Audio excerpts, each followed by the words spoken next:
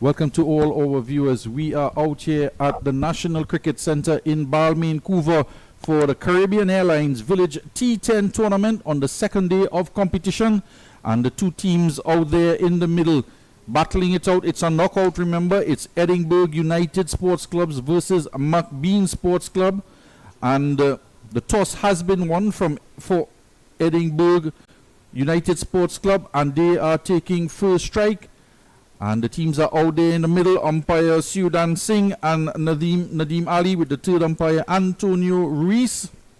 And we're all set to go as I welcome my co-commentator here, Adam Furlong. Welcome, Adam. Yeah, good afternoon, viewers. Umpire Sudan Singh just getting the word from the scorers that we're all ready to go. It'll be medium pace to open the attack here against that's on strike. Mr. Sean Lalan had the non-strikers and Mr. Samuel Jovan. Short lifting delivery outside of the off stump, letting it go.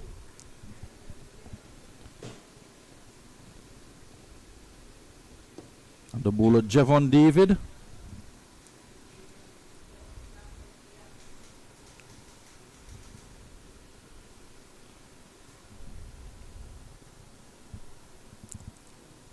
Number 12, Akeem Chandler is the bowler, operating left arm over the wicket. And he is going to go past umpire Sudan Singh. Second ball of the tournament on the second day. And a play and a miss outside of the off stump, taking the left leg away. And good movement, good line and length on the second delivery. Yeah, it's a very good line and length actually. That breeze pushing from what would be the right of your screen to the left, so just trying to hang it out there, get it to swing back into the batter, looking for that gap between bat and pad. He's adjusting now his third man. That's Anthony Ramker Singh. He's going to just come a bit wider as he looks to push that line outside the off stump. Short again. He's cutting. Line and length that he's bowling is causing the batter to play.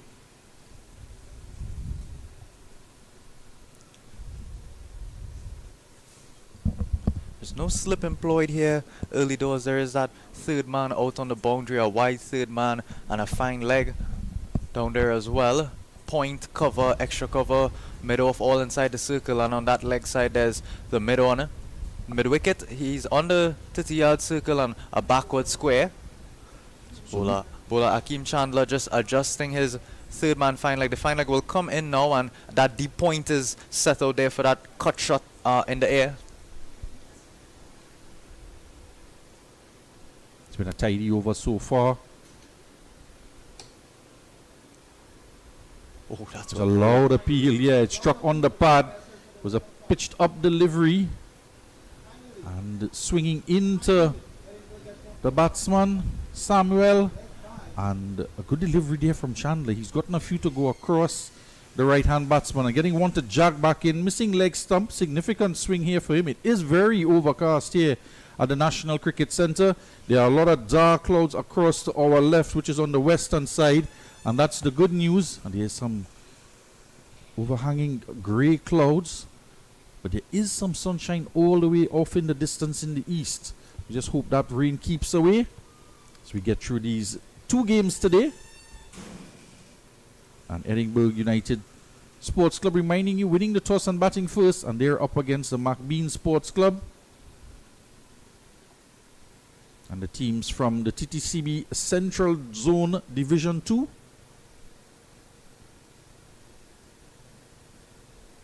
Left-handed played out. They're going to get a single. Mahindra Sean Lal, left-hand batsman. And with the left-arm bowler, that one just swinging across him. Played out into the onside to point. And ambled through for quite an easy single straight to the fielder. Yeah, it'll bring Samuel Jovan back on strike to face the last ball of this over. Trying to set him up bowling that short and wide outside line of the off stump, and then pitching up that one full and right at the stumps, getting it to swing back in.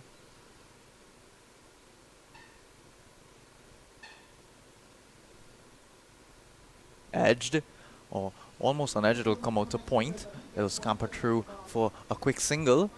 So that'll bring us now to the end of the first over. Score is 2 without loss. That's Jovan Samuel. He's out there on 1 off of 4 deliveries, and Mahindra Sean Lal, they're off, getting off the mark immediately, 1 off of 1. So for all our viewers there, we'll give you the batting lineup for the Edinburgh United Sports Club. And the captain, Ban Rampasad, Saeed Khan, Stefan Rampasad, and his twin brother, Stefan Rampasad, Mahindra Sean Lal, who's out there opening the batting. He's the wicket keeper as well in this lineup. Justin Budu, Samuel Jovan, he's out there opening the innings. Avinash Babwa, Christopher Rampasad, Varun Sigolam, and Junior Bonyu. And the manager of the team for today, Nandaram Ramdas, he made sure to inform me that his number on his back is 69. It's going to be a new over coming from the southern end, and it's going to be Abdul Khan, also known as Kareem. And some of these players do have some nicknames. We'll get through some of them during the course of the day.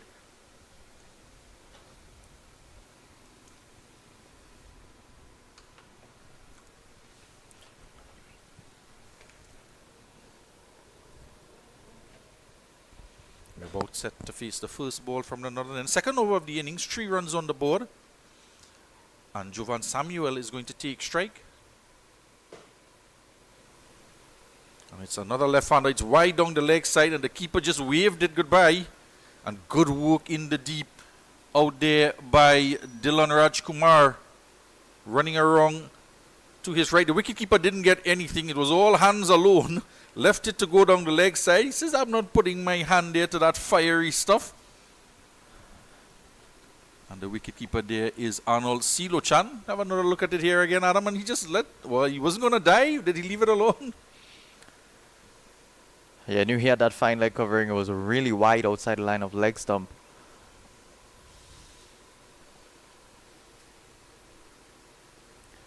Yeah, he has that almost Sheldon Cottrell-like action, just slinging it.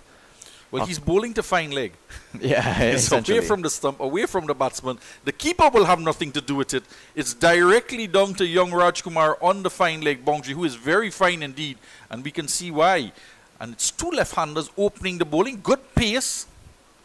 Yeah, I was about to say it's not usually that you see 2 lefties coming from either end bowling that medium pace. I was just about to say it is the left-hander on strike, but traditionally you would see with that new ball, the left-hand pacer would start over the wicket, especially to that right-hand batter. The ball would be swinging away, so I think he trying to create a bit of an angle back in and then allow the ball to nip off of the surface and maybe take some wind to confuse the batters a bit. But he'll go over the wicket here. Maybe he can line his radar up to left-handed Sean Lal. Well, he might prefer bowling to the left-hander because now he can just angle the ball in, and if he does get it to swing away, he will be in the business of getting the outside edge. And just like that there, he is preferring to the left-hander with the swing that he is getting. And it's quite extraordinary to see these left-hand. We've seen a number of left-handers out at the senior level, the regional level, even international cricket. And here at the grassroots level, at the Cal village cricket level, we're seeing 2 left-handers, not just 1, 2 left-handers. It's rare to see 1 in a team, and now we're getting 2 in a team. And this one, they're able to manipulate the ball to swing in and away from the batsman. And it's going to be a bye here, unless signal by the wide. A wide-ish delivery. We'll wait. Yes, the umpire does confirm it's a wide, Nadeem Ali. And it's an expensive over so far in terms of wides. 4 wides in all. And as I've indicated time and time again, Adam, wides is not just conceding runs, but it's additional deliveries that you're going to have to come and bowl. And it's almost like for every 6 extra deliveries, it's an entire over.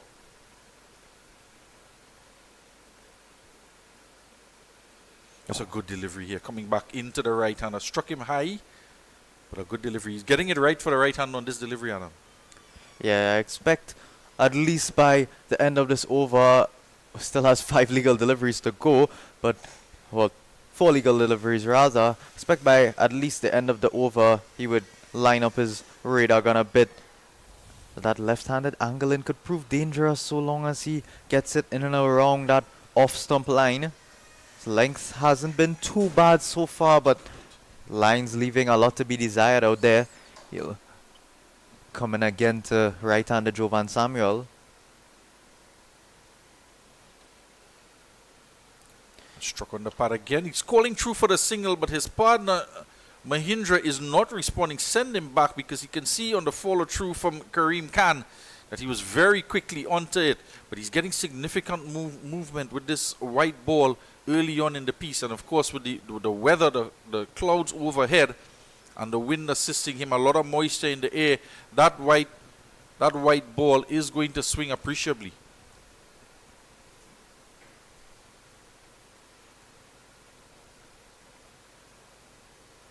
Good delivery there, and yes, I was wondering when he does get it right, it's going to be a handful. I'm getting this one away for a single. Takes the score on to 11. 5 runs in the over, 2 balls to come, and we'll just give you the lineup for the McBean team at the end of this over.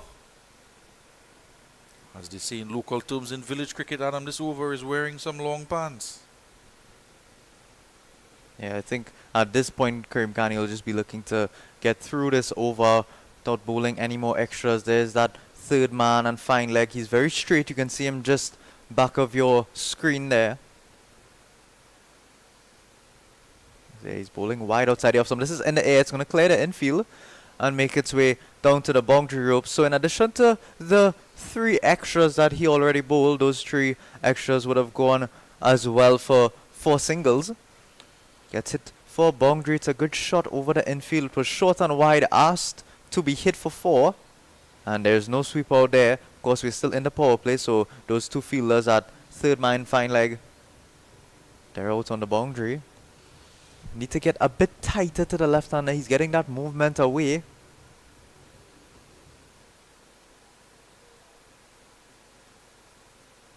Short. Down the leg side a bit. They'll come through for a quick single. It's very good running in the end. So still a bit wayward to finish his over here.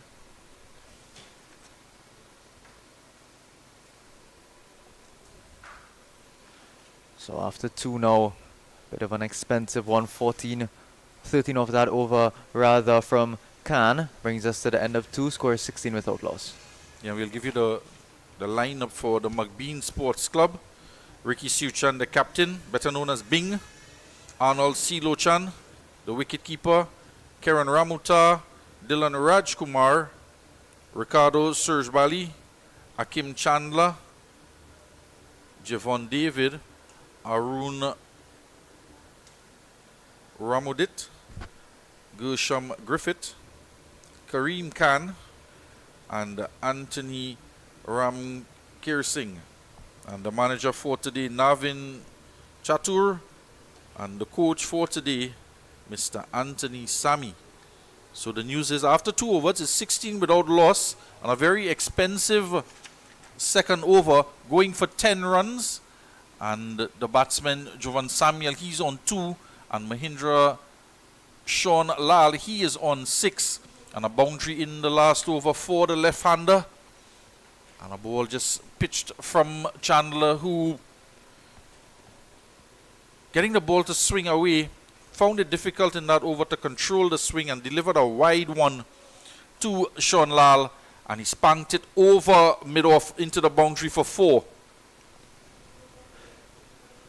So there's going to be a change in bowling now.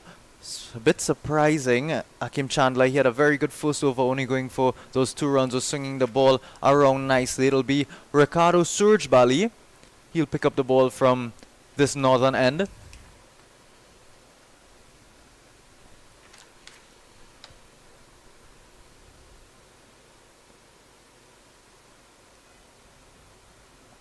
So just drifting down the leg side. It's a good bit of tidy now by that fine leg fielder. They'll come through for that quick single.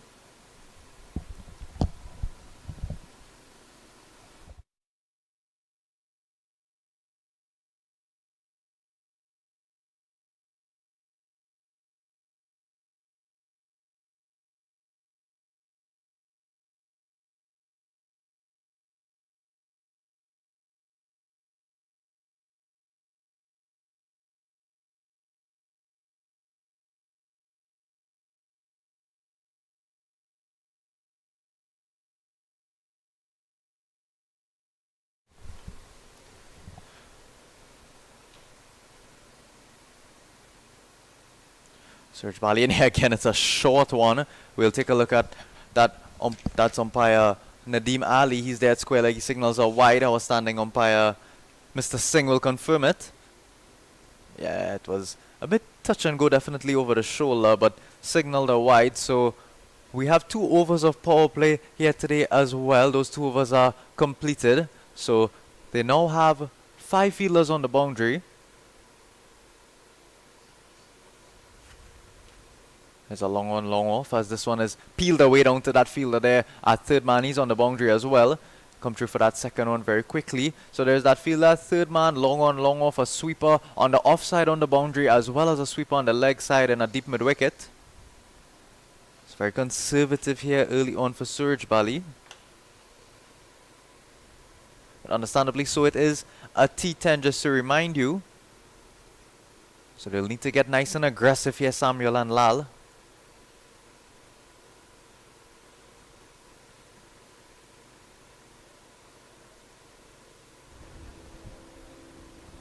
Got off to an okay start.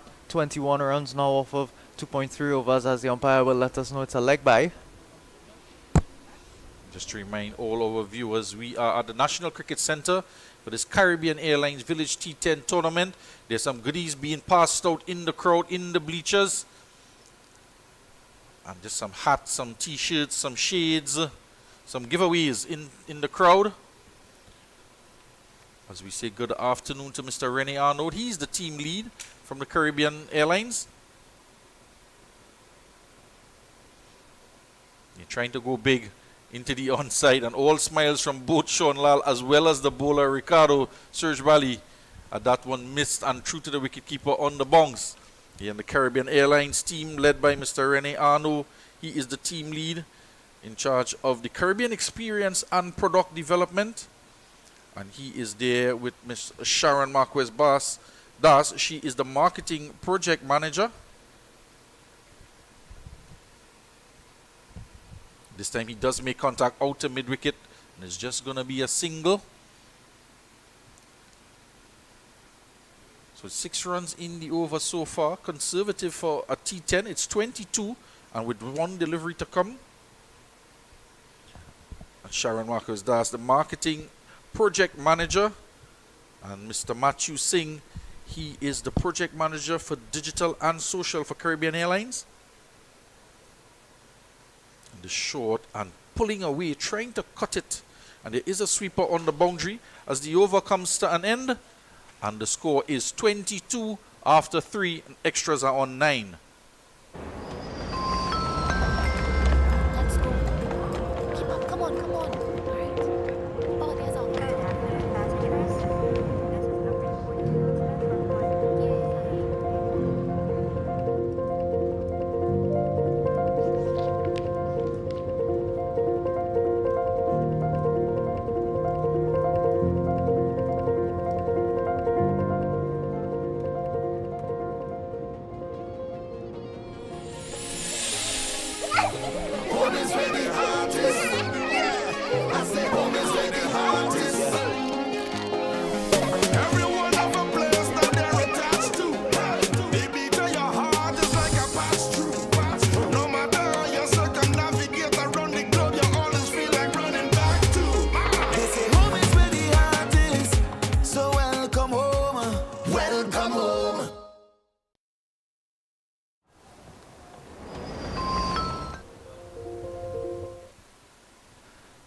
Back here live in Couva, Trinidad and Tobago. We're at the National Cricket Centre. We can see Ato Boland Stadium in the background with its big lights.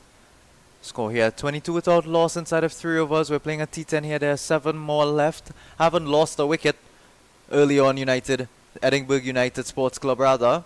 So they'll look to get a bit aggressive now. I think we can expect some big shots. We saw a big swing and a miss in the last over. It'll be Khan to continue from the southern end.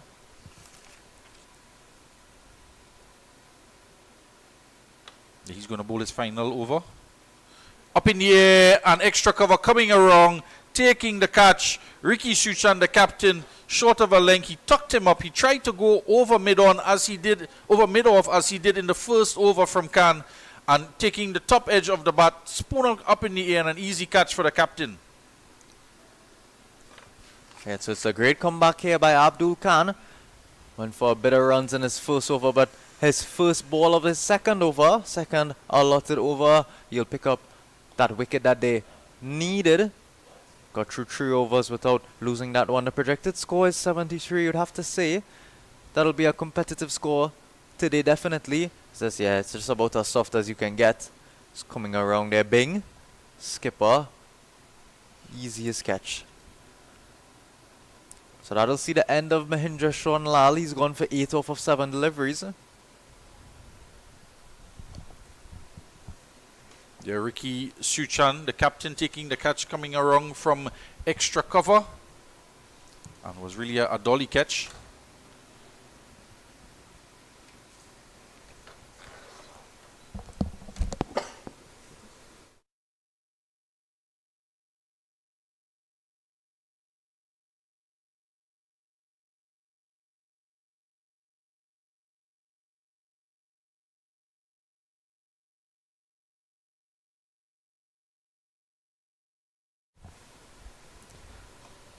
So the new batsman Saeed Khan out there in the middle after the dismissal of Mahindra Shaun Lal.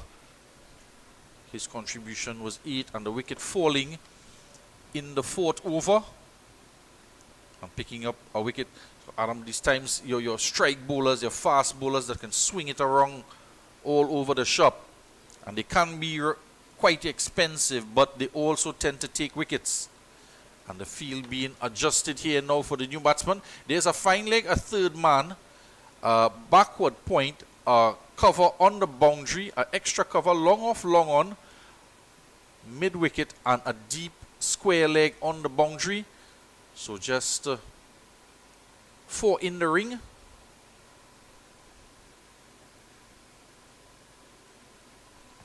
Yeah, that third man actually just came up on this occasion and it goes straight to him. There was a chance for a run outside. Khan got on his bike, was sprinting through, got through for that quick single. He's off the mark immediately.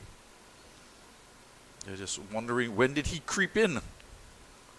Yeah, it would have been a no ball actually. He did well to get himself inside that 30-yard circle at the last second. So fine leg, deep backward square, long on, long off, and that sweeper on the boundary. That's the 5 that's going to be out there for this over. At least the right-hander Jovan Samuel.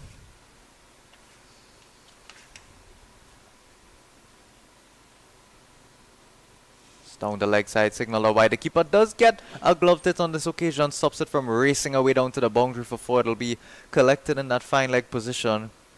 Still a bit wayward, needing to keep that line just outside line of the off stump, get the batters driving expansively. There is that short extra cover in place for that popped up shot. There is, of course, we spoke about the sweeper on that offside, that deep cover. He's out there for any protection against that big, expansive, booming drive. Saeed Khan, he's a heavy set lad. Looks like he can hit a big one. Still struggling to keep control of this swinging ball here is Khan. He goes wider of the crease this time, angling it in. Seems to be his stock ball to get it to come in. We did see him earlier on get the ball to angle away with the natural action away from the right-hand batsman, but he's been predominantly into the right-hand batters. And a single takes the total on to 26 for 1. And 3 overs and 3 deliveries into the Edinburgh United innings, having won the toss, opting to bat. Another one down the leg side. And it's gone through the man on the boundary there. Dylan Rajkumar, he's been stopping them. He's been called in a lot of the times in this over with wide deliveries down the leg side.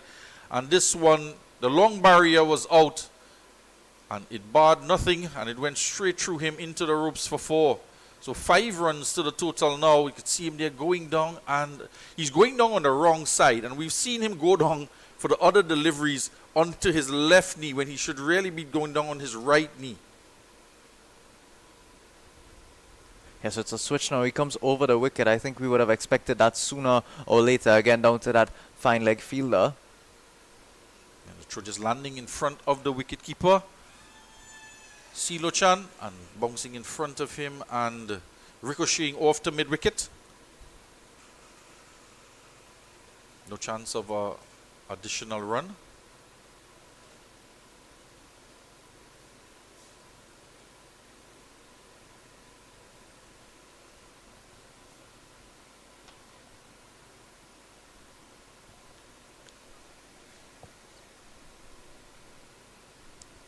Oh, that's a better delivery. This one is played uppishly. It's going to drop just short of that mid-wicket fielder. He dropped back onto the 30-yard circle. He was situated at a short mid-wicket. Would have been interested in that catching opportunity if he was there. But Saeed Khan understandably dropping back a bit to protect that shot, that flick shot just through that mid-wicket region there. We take a look at the Caribbean Airlines dugouts. Both teams are situated inside that tent area.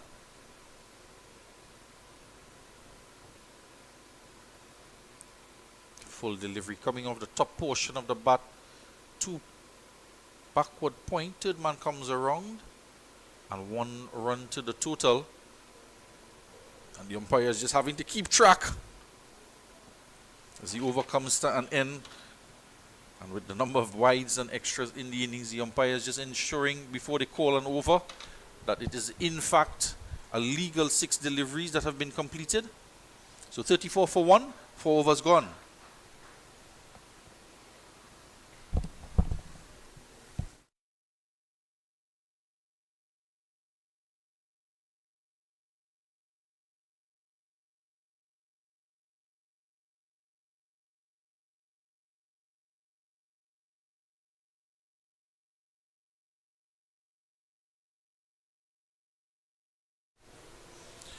So reminding you here, we are at the National Cricket Centre, Caribbean Airlines T10 Village Cricket Tournament.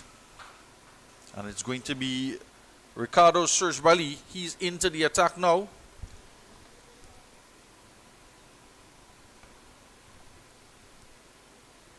Going to bowl his second over. Short cutaway in the air. There is protection out into the deep. 1 bounce to him.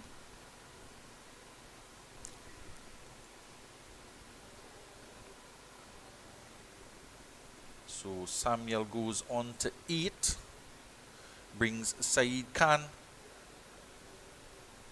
on to strike. He's on 3, and he's going to be facing up to Ricardo for the first time.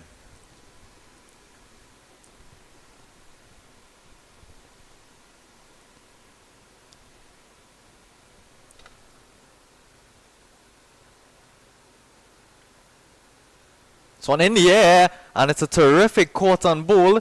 Came all the way down to almost the other side. That's the skipper, Ricky Suchan. It's a terrific catch there, and you would think it would be the keeper's call, but sprinted away immediately, was determined to take his own catch off of his own bowling. So that'll see the end of that Saeed Khan. He's gone for 3 off of 3 deliveries. So Ricky Suchan truly leading by example at the moment. Took that great catch, and it's a second good catch off of his own bowling now. See the end of the second wicket with the score at 35. 4.2 overs gone. Still just over half of the innings left for Edinburgh United.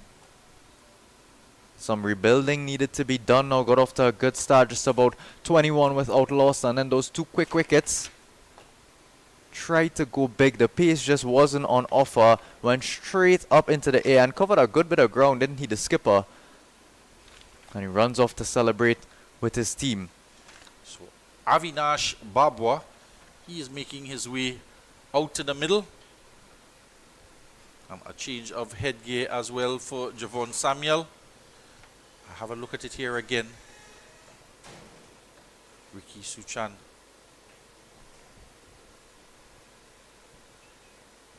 He's involved in everything here, the captain. He took a catch for the dismissal of the first wicket.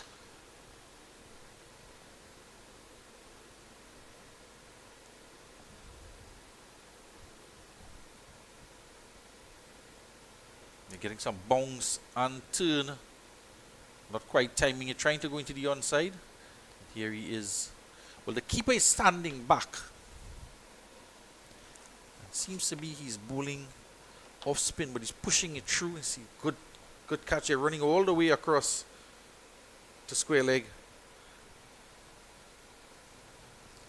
Baba gets off the mark. 36 for 2. We're in the 5th over.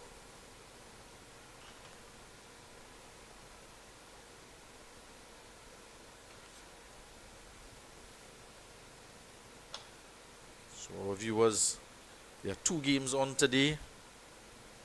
And we are in the first encounter. Edinburgh United batting first against McBean Sports. And McBean Sports Club ground just located in that McBean area between Couva and Freeport. It's a very popular village ground just on the main road. So fans just sometimes pull up and watch cricket from their cars on the road. This one is cut in the air. Third man is coming around, takes the catch off the outside edge. And Anthony Ramkesing takes the catch coming around a high sky and easy peasy as you like it. And the 3rd wicket goes down.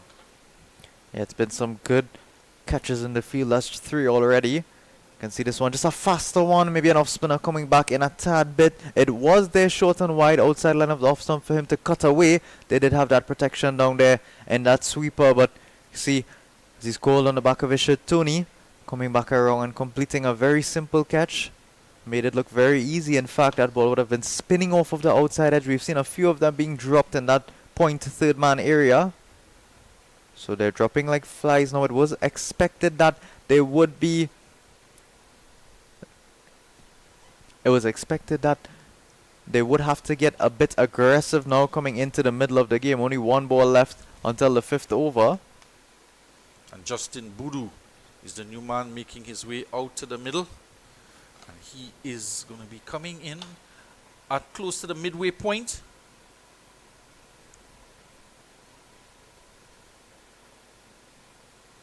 Yeah, joins Avinash Baba out there.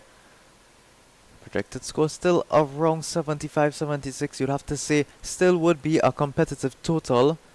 Edinburgh United, they're well on their way to getting that over 70. But of course, the wickets falling now.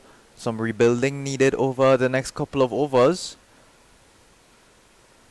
So to complete his over, Ricky Suchan has already gotten 2 wickets. He will not in fact complete his over. This one is signalled a wide. But he's getting that bounce and turn off of the wicket. Maybe we can understand now why Silochan, he's stepped a good ways back. This one a bit slow. It's off the outside edge again. Just past that fielder there in that 3rd man region. Was interested for a second. It'll come around and be collected by, that's the sweeper fielder out there, Ricardo Surgebali. So at the end now of 5 overs, we've gotten to the halfway point. The score is 37 for 3.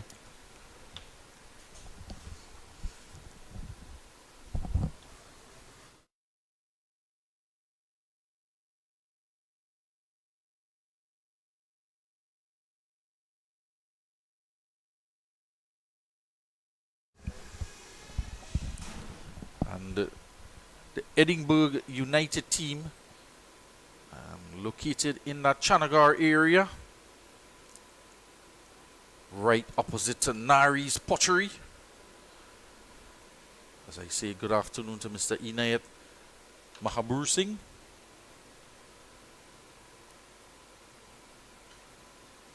The family from that area, in the Chanagar area where the Edinburgh United Sports Club emanates.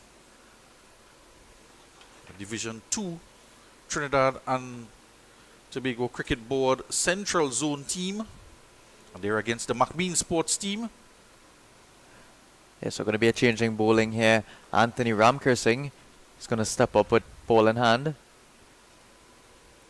Bowling a nice nifty line and like there. That one just rising above the outside edge of Samuel Jovan. He's still out there.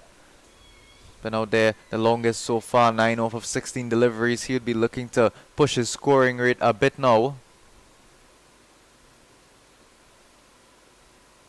It's going to be signalled a wide by umpire Ali.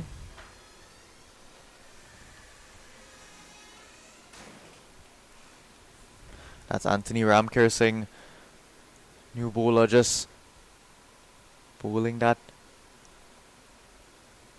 medium pace coming in a bit slower. This one is short and wide outside the off stump. There is a sweep out there in protection. They'll come through quickly for the second and get there comfortably in the end. So just focusing on line and lengths. Ramkersing here off of that short run up. Just looking to place that ball short of a length outside line of the off stump or just on that top of off. To be a bit economical. Just cut the stem of run through the middle overs here. It's going to be an important period of time for Edinburgh United Sports Club. Hunkering down through the storm of them losing those early wickets.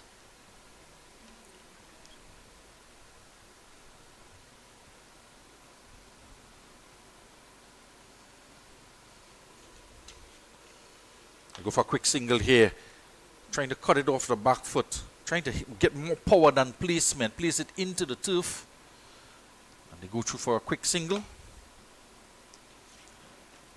It's a smart line and length. Not quite full enough to get forward on your front foot and drive the ball. But it's not quite short and down the leg side enough to pull away for a big shot. There is protection and a long off. And that sweeper on the that cover fielder. He's going to come in about 3/4 now. Just off the boundary ropes. Looking for that spooned up cut shot out there. They're struggling to time the ball. And there's a touch of green on the surface, as you can see. A couple of deliveries just skidding through. We saw the ball swing appreciably from the two left-handed opening bowlers. Yeah, it was quite puzzling actually. That Edinburgh United Sports Club did in fact win the toss and choose to bat. It's very overcast here in Balmain Coover, as well as you can see the green top that they're playing on. This ball is going to stay a bit newer for a bit longer. Be able to keep swinging it almost all through the 10 overs you'd have to feel. They're struggling to time the ball. 2 for 43 and 6 overs gone.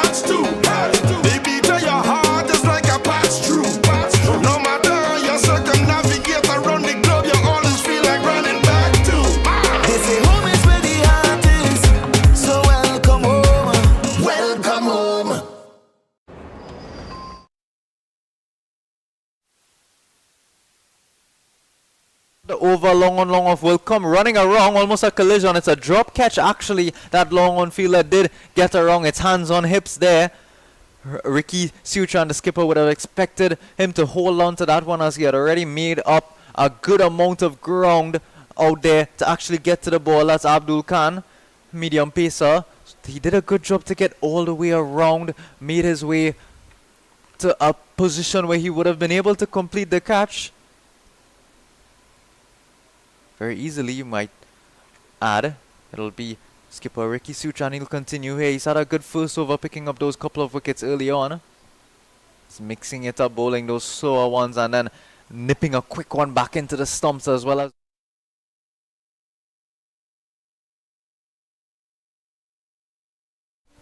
It's in the air again. It's going to sail over that long on fielder in Khan. It's all the way for 6 runs. So a terrific shot, a bit shorter on this occasion. Just rock back there. Samuel Jovan dispatched it over that long on region. That's a mighty blow. So our first 6 of the game comes inside of the 6th over. So we said he'll be looking to get very aggressive now. So on down the leg side, flicked away again. It's going to go into that corner region. Go over the boundary for 4 runs. There is that deep mid-wicket fielder out there, but he was much too straight. Much too wide, rather. Get all the way around that long on fielder. Fast bowler Abdul Khan. He's having a bit of work to do outside there. And with that, the 50 comes up in the 7th over. And the captain had a very good first over. Just 4 runs conceded, picking up 2 wickets. And being expensive now in his second and final over. Been struck for 10 runs so far. Yeah, he's just drifting down that leg side a bit too much. Even when he was a bit shorter, it was still outside the line of the off stump, making it a bit harder to fetch. Goes again outside the off stump. This one is cut away. It's going to drop short of that cover fielder. He'll come around and tidy it up. They'll run quickly, coming back for the second. Bit close in the end there, but they'll complete it successfully. So exactly what the doctor ordered for Edinburgh United Sports Club. Both batters out there slowly starting to accelerate a bit more, pushing their side up towards that 7 to 8 run mark.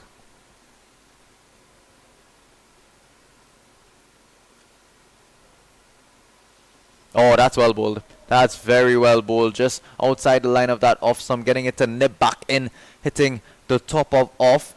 We'll see the end of Babwa. A very good comeback here from the skipper Sutrani, showing his team how to do it out there. Exactly the kind of delivery he needed to bowl. You feel like when he drifted down that leg side, was dispatched easily. When he was short and wide outside the line of the off stump, was again dispatched very, very easily. This one is that good short of a length outside the line of the off stump, getting it to nip back in. Went for that big expansive drive over extra cover.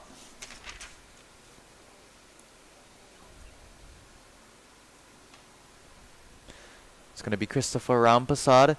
He'll replace Avinash Babwa out there.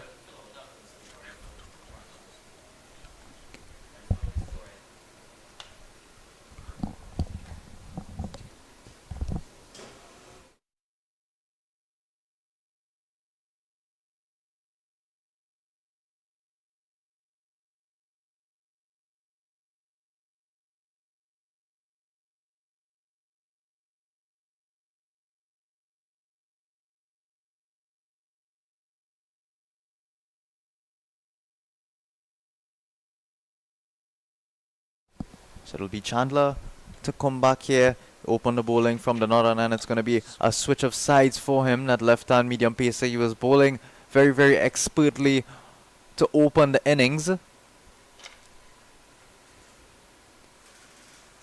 now the ball should be moving away from the right-handed batter. So he's switching ends, Chandler. Good bounce from him there. He had better control in his first over. He only went for 6 runs as compared to Kareem Khan, who was 10 runs in his first over and couldn't quite control the swinging ball. So Chandler here is bang on target now. Yeah, to be expected, I think, based off his performance to open the innings. It's a slightly older ball now and a different problem to deal with. He would have been pushing it outside off some and getting it to swing back into the right-handers from that northern end. Now he's just going to start around middle and off. Just move that ball right across the outside edge.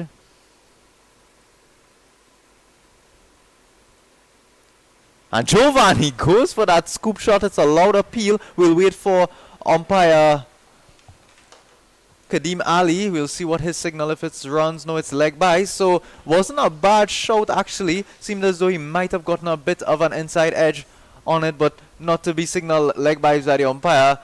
Arms on hips from Chandler.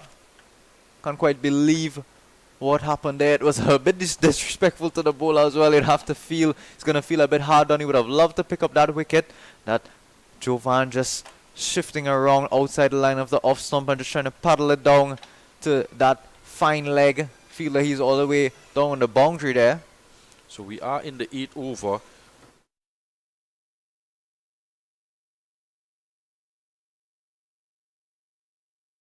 Working with some technical difficulties. The last recorded that we have, and we'll include the wide in it as well, is 57. And the extra run 58. So 3 for 58. We are in the 8th over. 4 for 58. We are in the 8th over.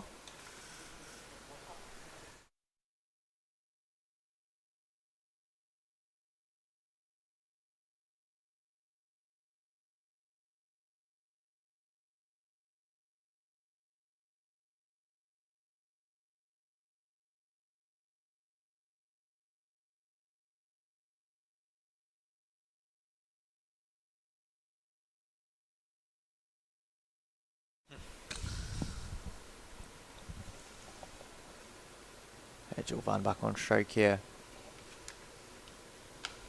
Chandler switching to around the wicket, looking to change that angle a bit. This one will just be collected by the keeper. He'll come around. They thought about a single. Mr. 007 himself, Christopher Rampasad, he's out there. Wanted to come back for that second, but keeper already had his ball, had the ball in his hand. So we'll just update you on the score. You can see the ticker is up now. It's 59 for 4 inside the 8th over.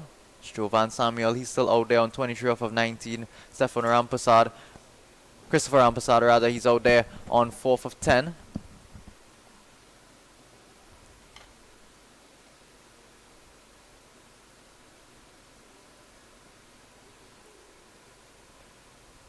And Rampasad, he's pulling away. I don't quite know how to describe that shot. It ends up going down the leg side to that mid-wicket fielder. He'll come around and cut it off to a single. Well, he's pulling away and pulled it away. So, getting just a single in the deep. 8 overs gone. 60 for 4. As the end of Chandler's spell. And a good 2 overs from him, conceding just about 8 or 9 runs.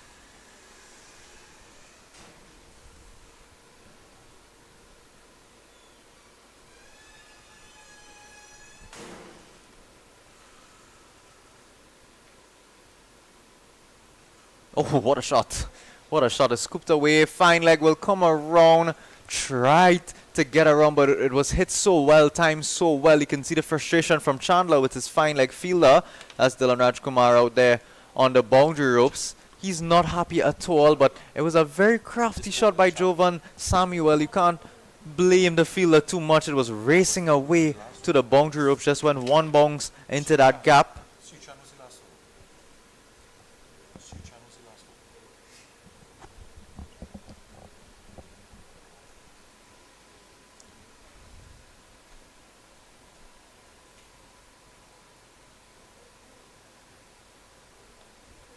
Still carrying on his Chandler. Yet to finish his spell.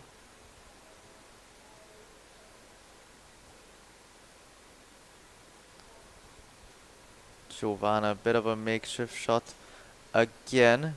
This one just going down to that long off fielder. He was 3/4. He was situated 3/4 there, almost onto the boundary. It'll bring us now to the end of that 8th over, scored 62 for 4.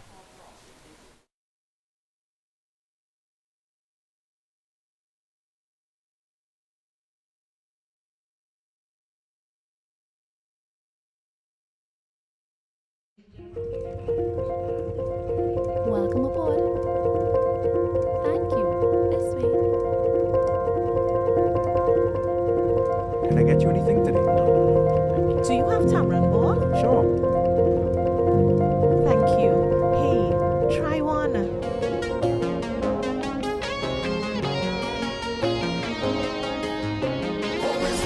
Enjoy leken damemålet med.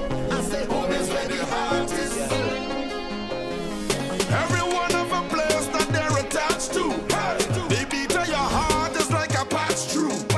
No matter how you circumnavigate around the globe, you always feel like running back to. They say home is where the heart is. So welcome home. Welcome home.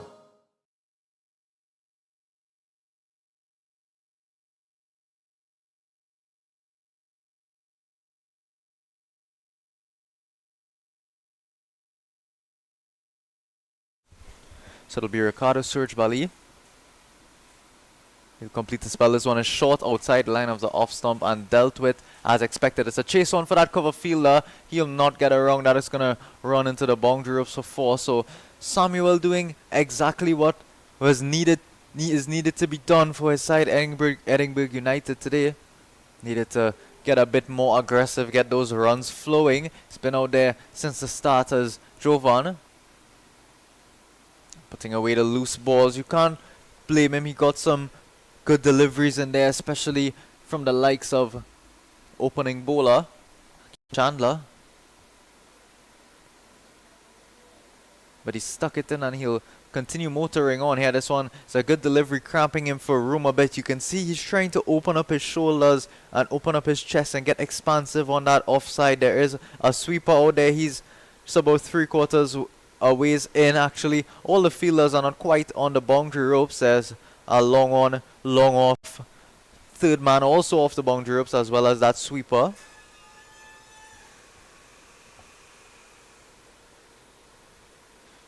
Going again, just missing out outside line of the off stump. There's no protection out there on that leg side. There's a short mid wicket, a backward square and a fine leg inside the circle, but there's a huge gap between that backward square and that mid wicket who's just on a 30-yard circle. So Jovan will do good to maybe shuffle across his wicket a bit and employ that pull shot. Nobody out there on the boundary. Goes straight. This one is straight up into the air. Point fielder will settle and it's dropped.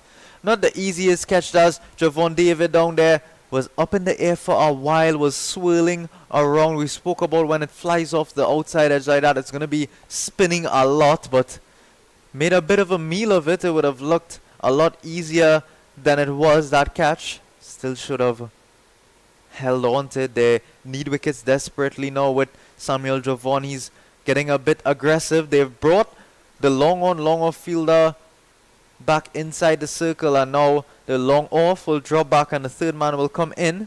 So a bit surprising them bringing up those two straight fielders.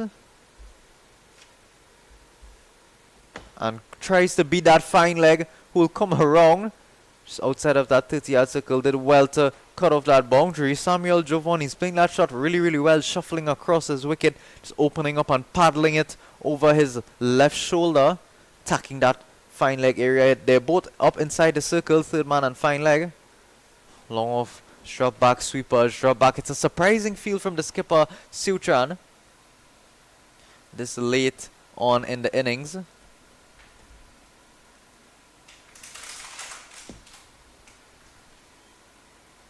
This one just stroked away to that mid-on fielder that came inside the circle. He'll come through quickly for single. Jovan looking for that second to retain the strike for the last over of the game not to be on. Brings us now to the end of 9. One more over left for Edinburgh United Sports Club to accelerate a bit.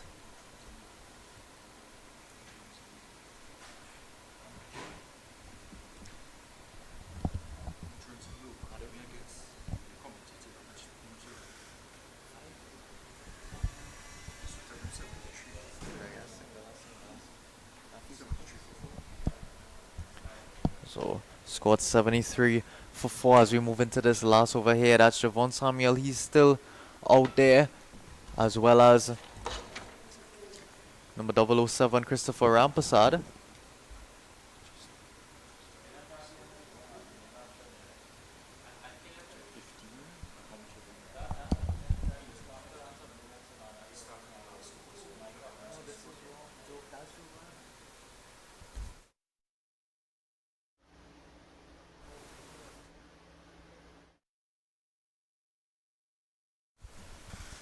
Rampasad goes swinging outside line of that off stump. It's a good delivery, not resulting in any runs. For this last over of the innings, there's a sweeper, long on, long off there, all on the boundary. There was a deep mid wicket. He'll come in now and they'll send the point fielder back. So a ring created, a deep third man, deep point, and a cover on the boundary as well as the fine leg comes up. This medium pace is working out very well. A fumble by Maestro. Keeper back there, that's Arnold Silochan rather. It's very, very tidy thus far. A bit necessary, I think. Anthony Ramkirsing, he's stemming the flow of runs really well. So one is up in the air, should be taken. Extra cover will come around. He did not put an effort into that at all. It seemed as though he would be able to get across, maybe put a dive in there. Does not, they'll come through for a quick single. I think valuable runs go, you'd have to say. Considering how this first innings went, it's not exactly going to be easy for McBean Sports out there once they have bat in hand. It's still very overcast, very windy. That green top wicket we spoke about earlier.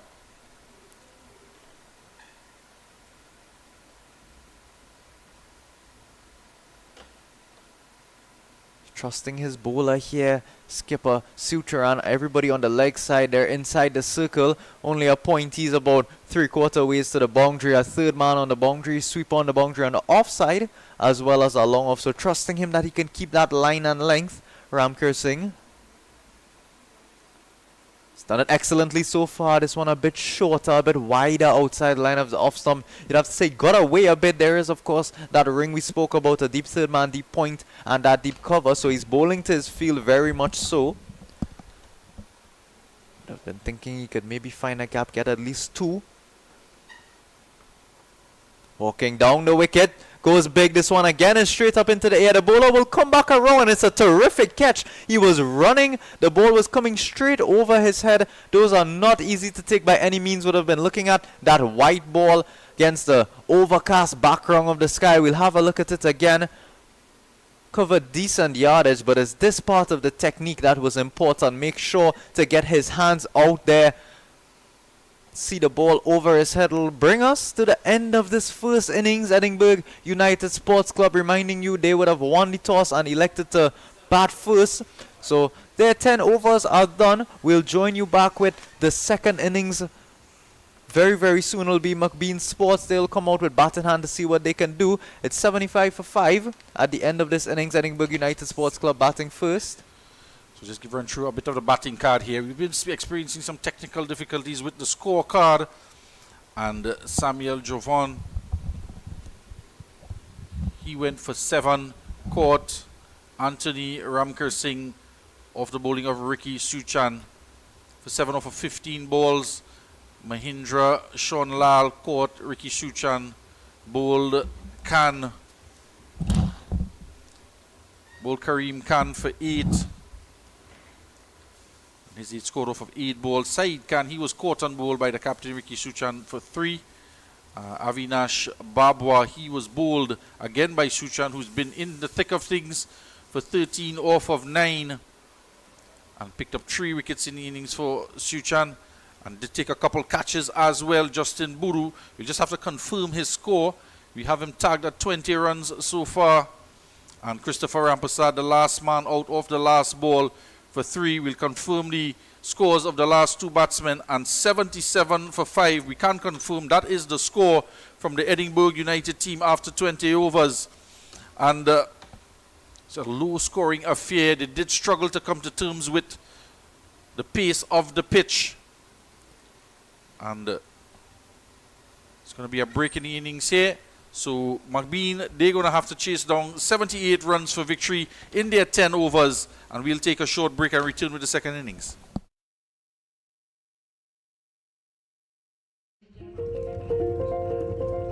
Welcome aboard. Thank you. This way. Can I get you anything today? Do you have tamarind ball? Sure. Thank you. Hey, try one.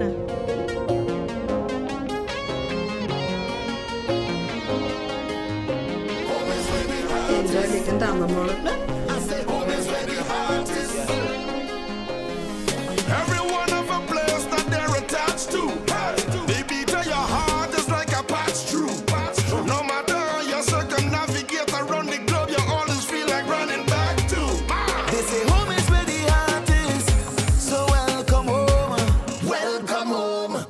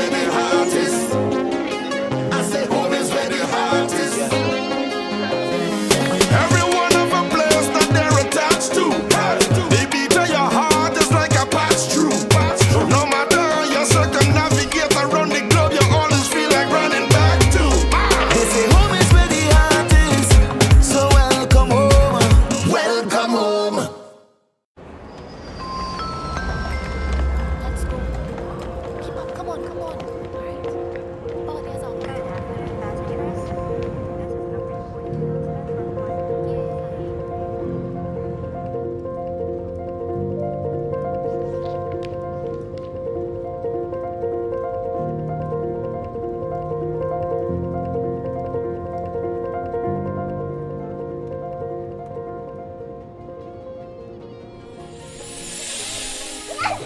Home is where the heart is. I say home is where the heart is. Everyone have a place that they're attached to. The beat of your heart is like a pass through. No matter how you circumnavigate around the globe, you always feel like running back to. They say home is where the heart is. So welcome home. Welcome home. welcome aboard. Thank you. This way. Can I get you anything today? Do you have tamarind ball? Sure. Thank you. Hey, try one.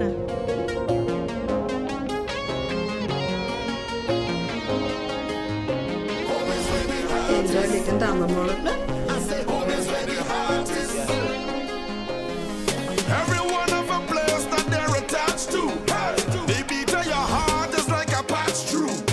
No matter how you circumnavigate around the globe, you always feel like running back to. They say home is where the heart is. So welcome home. Welcome home.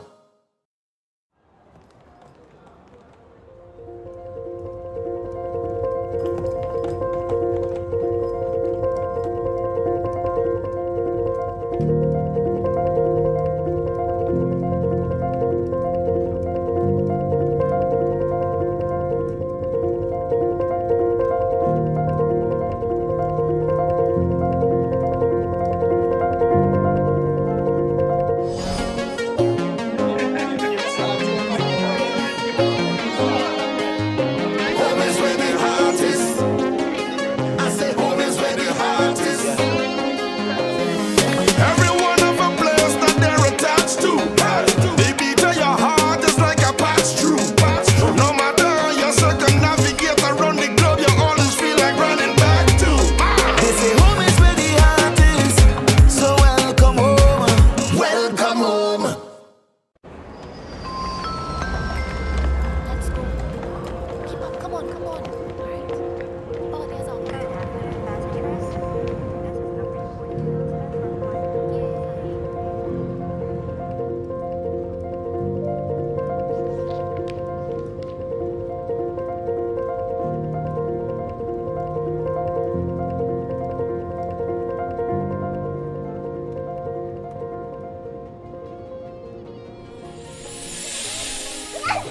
Home is where the heart is. I say home is where the heart is. Everyone have a place that they're attached to. The beat of your heart is like a pass through. No matter how you circumnavigate around the globe, you always feel like running back to. They say home is where the heart is. So welcome home.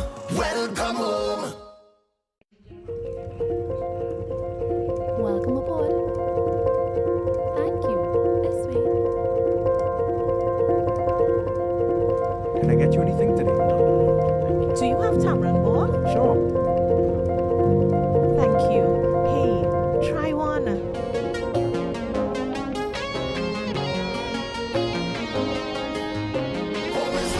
Enjoy leken damemålet. I say home is where the heart is. Everyone have a place that they're attached to. The beat of your heart is like a pass through. No matter how you circumnavigate around the globe, you always feel like running back to. They say home is where the heart is. So welcome home. Welcome home.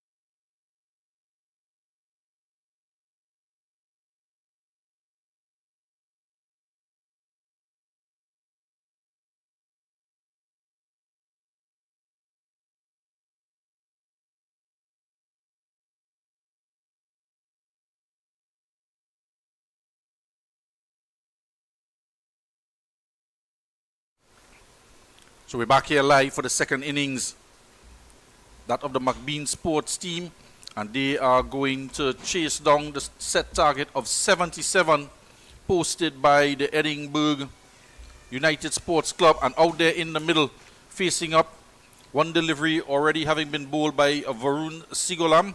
It is Ricky Suchan, and partnering with him is Karen Ramuta.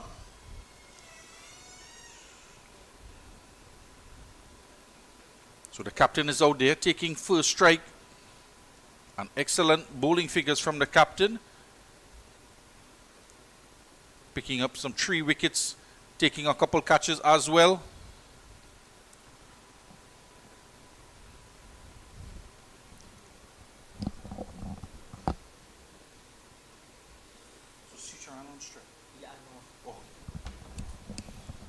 Played into the outside. A couple of runs here for Suchan.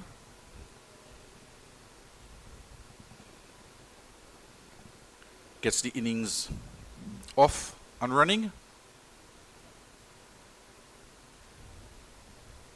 And 2 runs to the total.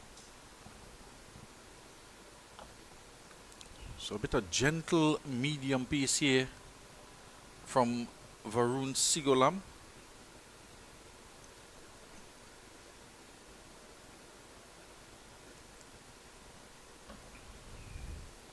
And for those of us just joining you for the innings here, I'll give you the lineup for the McBean Sports. Ricky Suchan, the captain, is out there in the middle. Arnold Silochan, Kieran Ramuta, he is opening the batting with his captain. Short and pulled away into the onside. There is protection out there, and he was coming in off of the boundary. Came in too far. It went over his head on outstretched hands, and it looks like Buru is the man out there, and going past him and into the boundary.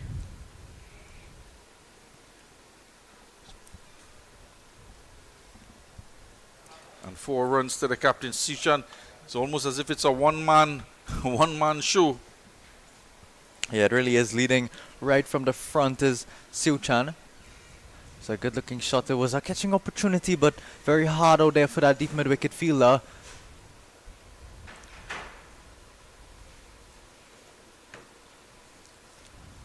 Decent pace here early on.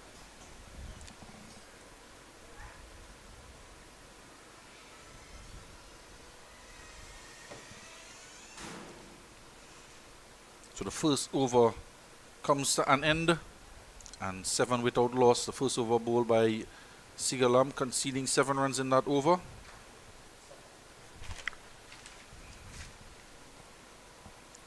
Yeah, so a decent start so far, still 71 needed in 54 deliveries. Skipper Ricky Suchan, you'd feel he'd have a very, very important role to play out there with the bat. Did very, very well earlier on with the ball, his little quick off spinners.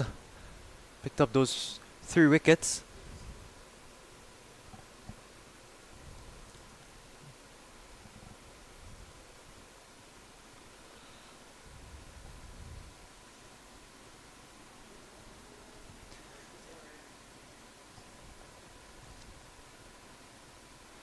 So it'll be Christopher Rampasad. He'll pick up the bowling from the south end.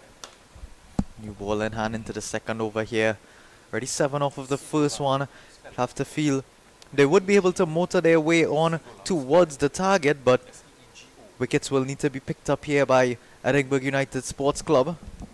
A couple early wickets would do them really well, especially that of the skipper. Suchan will be Kiran Ramuta.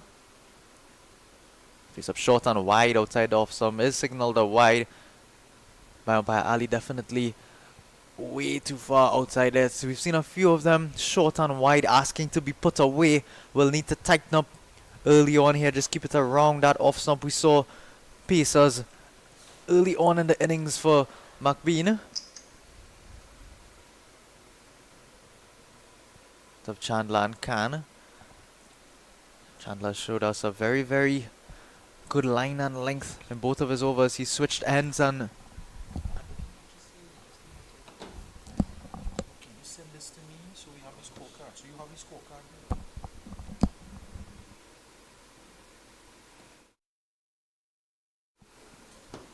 Short and cut away Just have to see, did it clear? Did just one bounce inside of the rope and gone away for 4? And after a couple dot deliveries here and punished now is Rampasad.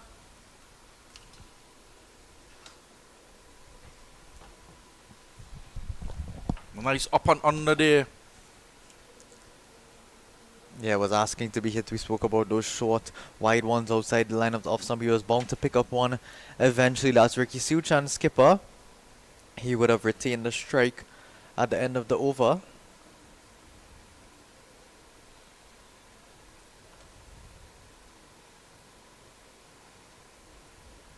So Rampasari didn't do too bad with the bat in the hand. Came not out, stuck it out until the very end, and with ball in hand now.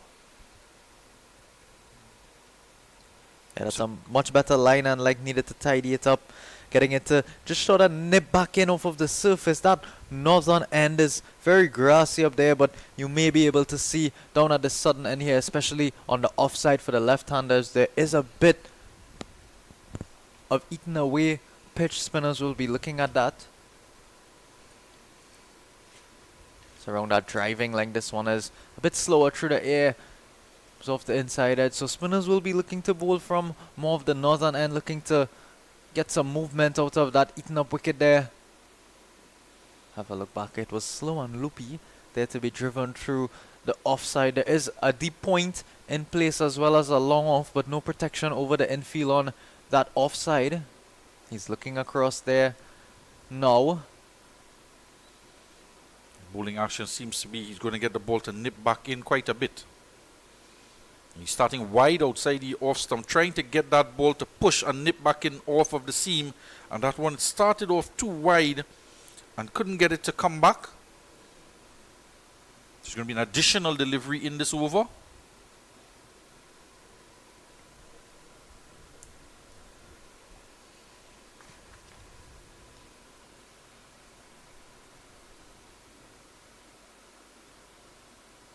This one very nicely played past that short third fielder. He'll run around to collect the deep point. Will come around from there on the boundary. They'll come through for that second run. So skipper Suchan keeping it ticking over here. That'll see us now to almost the end of the second over. There was that wide in there, so we'll have that one extra ball. Hasn't done too bad so far. Rampasad going for that one boundary, but he'll definitely need to tighten up his line and length. Those short, wide ones outside line of the off stump seem to be easy pickings for the skipper early on. So Rampasad would want to finish strong here. Definitely we can see that Ricky Suchan, he's the mainstay of this batting lineup, dabs it down to short third. And a bit of a one-run boundary in that area as the over finally comes to an end, and it's 15 without loss after 2.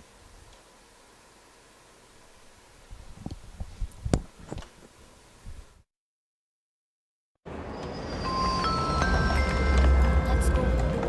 Keep up. Come on, come on. All right. Ball is out.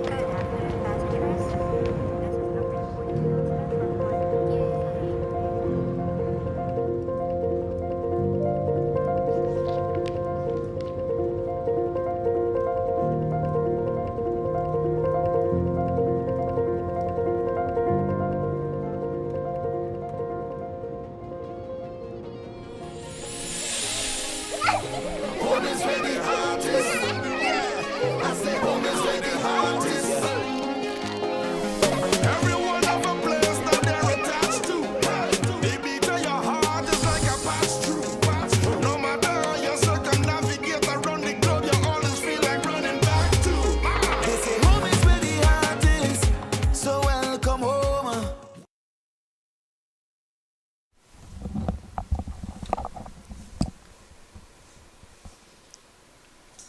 So we're here back for the third over. Varun Sigolam. He is bowling to the captain, Ricky Suchan. He's on 14. And Karen Ramuta yet to score. You can take just a look quickly at that run rate. The current run rate 6.92, required at 8.04. Short and pulled away in the air. It's going to go into the boundary for 6 runs, bisecting the man at cow corner and deep backward square, and timed perfectly and with the wind, taking it, carrying it over the boundary. And Ricky Suchan is going guns here at the moment. Yeah, too short on that occasion, not enough pace. It was just all he could do to swivel around and dispatch that through the leg side. Very easy pickings for skipper Suchan. They'll need to tighten things up. We spoke about the run rate. Now shoots up to 9. Required run rate drops down to 7.43. It's still early doors, however. Swan Well, he overcompensating Adam and goes wide outside of the off stump, and there is no third man in place, and just dabs it past the short third man into the boundary for 4. You'd have to say it's an absolute clinic by Ricky Suchan, not just with the bat in hand but with the ball as well, showing us exactly how you're supposed to do it as an all-rounder. Just dabbing that through the gap. A man did not need to move. It was so beautifully placed. Just dribbling into that point boundary. Pick up another boundary, back-to-back boundaries now, a 6 and a 4. See what Sigolam can do to pull it back. And the men out in the deep. There's a deep extra cover, long off, long on, deep mid-wicket, and backward square on the boundary. Trevon towards that deep extra cover, but he placed it so beautifully again. I mean, it's going to go all the way for 6, so not even a catching opportunity anyways. But Ricky Suchan, what an innings thus far. Truly leading from the front. It's a captain innings, and that's a terrific shot going inside out. One of the most beautiful shots you can see on a cricket field. Just take a quick look at the partnership there. Now 31 runs off of those 16 balls that have been delivered so far. Ricky Suchan moves on to 30 off of 15. He's nearing that half century, and we're only inside of 3 overs. And this over .646, 2 deliveries to come. The fans continue to make their way into the ground. Short and not timing it quite well, keeping a tad bit low, and he's chopped it out to, they're going to look for 2. They chopped it out to deep extra cover, who certainly took his time coming in off the boundary, and they were looking for 2 but sent back by Suchan, realizing probably just 1 delivery to come and wants to strike at the end of the next over. Yeah, at the start of the next over, sorry. Yeah, 2 is definitely on, but Suchan is batting very smart out there, just leaving Ramuta to face this 1 delivery, almost like we reached into the tail enders already. He's holding all the strike. Just 1 ball to negotiate here. It's a good delivery, very full. It's going to try to make his way past that fielder in deep square leg. He's made a bit of a mess of it in the end, but some smart footwork to stop it from piercing that gap. They'll come through for a quick single, so it'll actually be Ramuta. Or rather, they went through for 2 runs. So it'll be Suchan. He will retain strike. Yeah, a bit slippery out there, as you can see. Quite getting his footwork in order. It'll bring us to the end of 3 as umpire Nadeem Ali, he'll let us know that comes to the end of the first power play. Squad 34 without loss, 3 gone.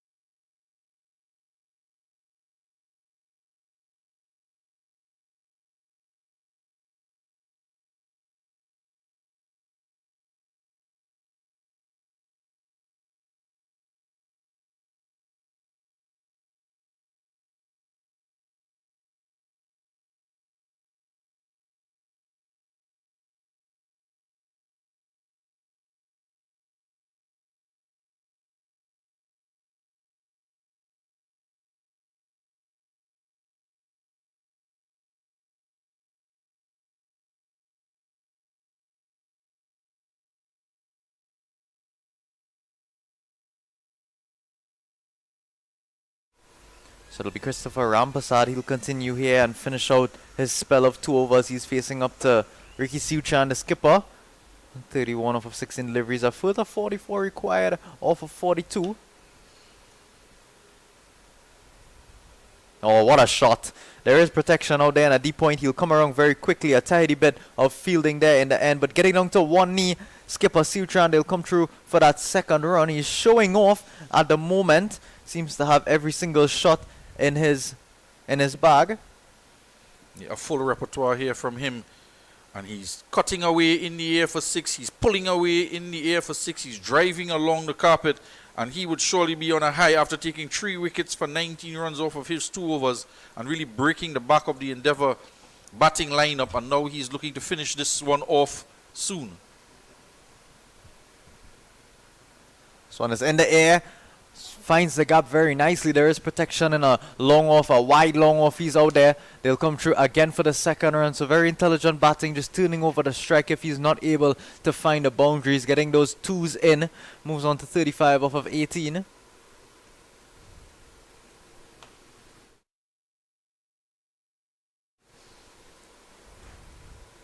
So farming the strike is Ricky Sutran and doing very well with his 18 balls that he has faced thus far.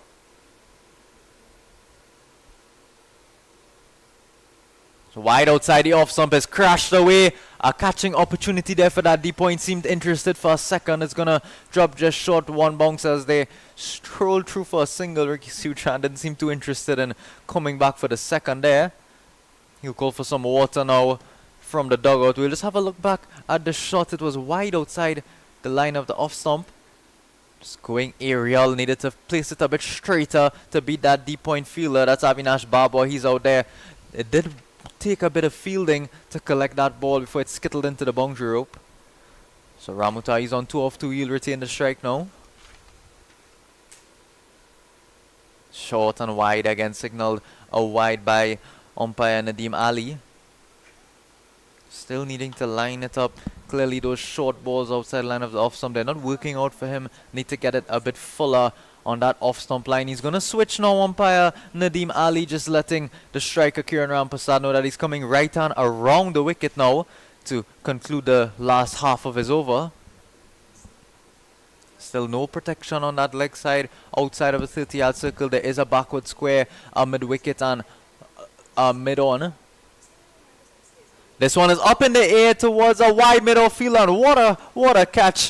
What a great catch. That appears to be Said Khan out there just coming around. Neglected to mention that one fielder. I did say there was a mid-wicket on the 30-yard and a mid-on on the 30-yard circle. Correcting myself, that's actually Avinash Barbour, but a bit of an odd field. You can see the mid-wicket just to the right of him and the mid-off coming around. He's just right in between both fielders, but very clearly Skipper Rampasad, very thinking captain places that fielder in an unconventional position, and it just went almost straight to him. Had to come around there, Barbour, and diving to take an excellent catch.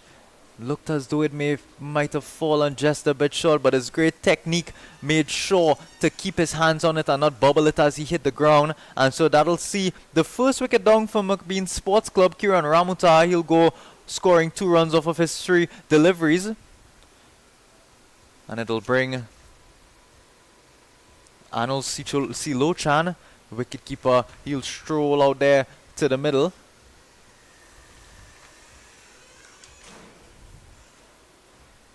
So a vital first breakthrough for Edinburgh United Sports Club. You felt it had to come sooner rather than later. Christopher Rampasad, he's been a bit wayward outside line of that off stump, but this one getting it a bit closer to the batter and able to take that very important first wicket. We spoke about skipper Ricky Suchan. He's still on the other end, motoring along very nicely. Managed to push the scoring rate, the current run rate, to over 10, almost 11 at this point. Required run rate goes to 6 and over, 38 runs required and 38 balls. So they can do it in singles now, still have 9 wickets inside the dugout. So it'll be Anil Silochan in those bright yellow pads. He'll face up now, round the wicket, Christopher Rampasad. Driving in the air, there is that gap where that long off fielder, he'll come around and pick it up tidily. They'll come through for that quick single. So a very straight mid-on in place, that mid-wicket, as well as you'd have to say a very wide mid-on. So they're employing that straight mid-on, wide mid-on, a fielder deep on the offside boundary and a long off, as well as a mid-off. Very wide mid-off just to the left inside the circle of that fielder. This one straight back, and it's gonna burst through the hands of that fielder there in that very straight mid-on position. Javon Samuel there. It was struck with a lot of power from the captain Ricky Suchan there, and he's flying high now onto 40, slapped it back. The fielder was there, it burst through his hand, landed inside of the rope and over the boundary into the dugout, into the pavilion, and 4 runs takes the score up to 45 for 1 after 4. So the captain really motoring on here now. 40 off of 20 deliveries, and he will definitely be the man that they need to get out here if they are to pull this game back. They need another 33 runs in 36 balls, and it is the hard-hitting Arnold Silochan who has joined him. He is off the mark on 1, and the current run rate stands at 11.25, well ahead of the required run rate of 5.50. So it's going to be a bowling change here. Looks like Avinash Babwa.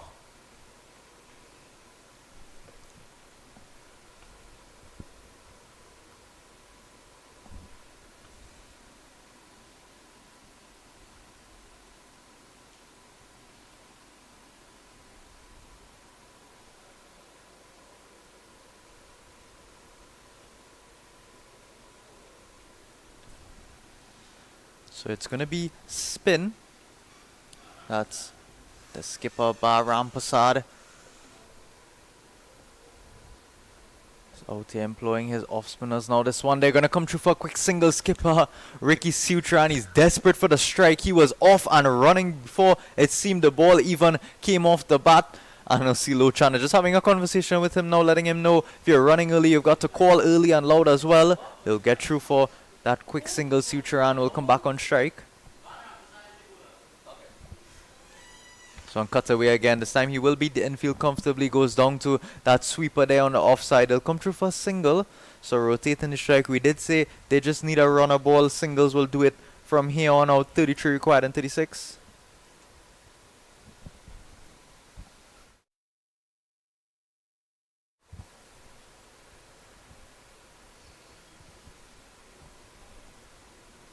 Flight to delivery outside the off stump. Signal wide by the umpire. It did spin, touch down and spin back into Silochan. Call wide by the umpire.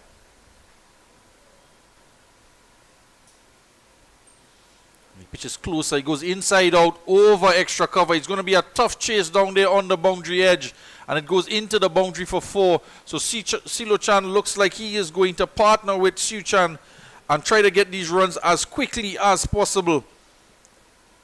Good looking shot there. Inside out over the boundary for 4. There was a deep extra cover. He's been moved to deep cover.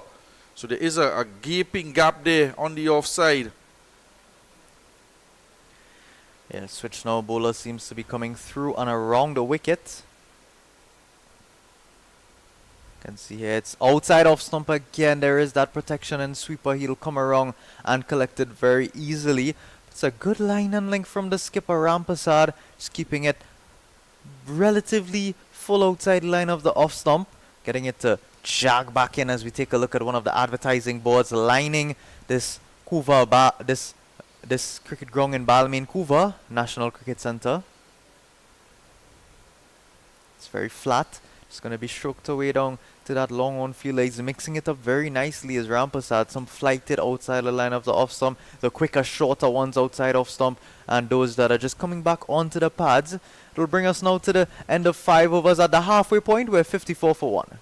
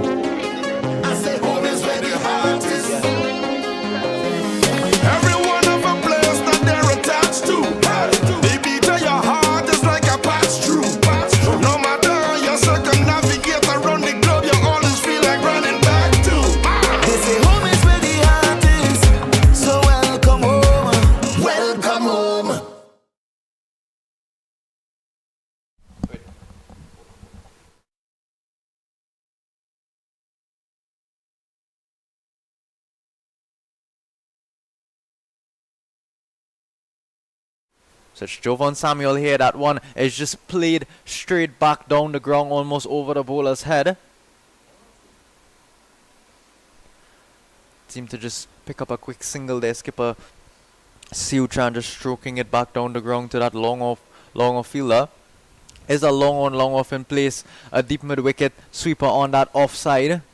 They'll come around now a bit straighter, so long off comes straighter and long on goes a little wider. It'll come through for a quick single here. It's well run in the end, just getting his skipper on strike. Anil Silochan, the very smart thing to do. He's motoring along so nicely. Ricky Siuchan scoring 42 off of 22 deliveries. Scored a majority of the runs for McBean Sports. Score 54 for 1. So he's pulling the weight of his team, and he pulling that delivery. It'll go all the way for 6, just rocking back there. Jovan Samuel a bit shorter on this occasion, and he doesn't need an invitation to go, does he? Ricky Suchan, that'll take him to 48, 2 runs off of that milestone half century. And that was a massive hit. He's hitting into the wind there. Short, pulled it into the onside. Didn't seem as though he hit it with a lot of power, but the timing was certainly there. It ran past the man, over the boundary, over the head of the man on the boundary, and ran up the turf here, up on the hill. And he's hitting here again, slapping it over extra cover, and another boundary for him. That should bring up his 50. The captain, Ricky Suchan, is really taking charge of this innings. He took charge of it, taking 3 wickets with the ball, and now he's putting away 4 fours and 2 sixes in this total of 50.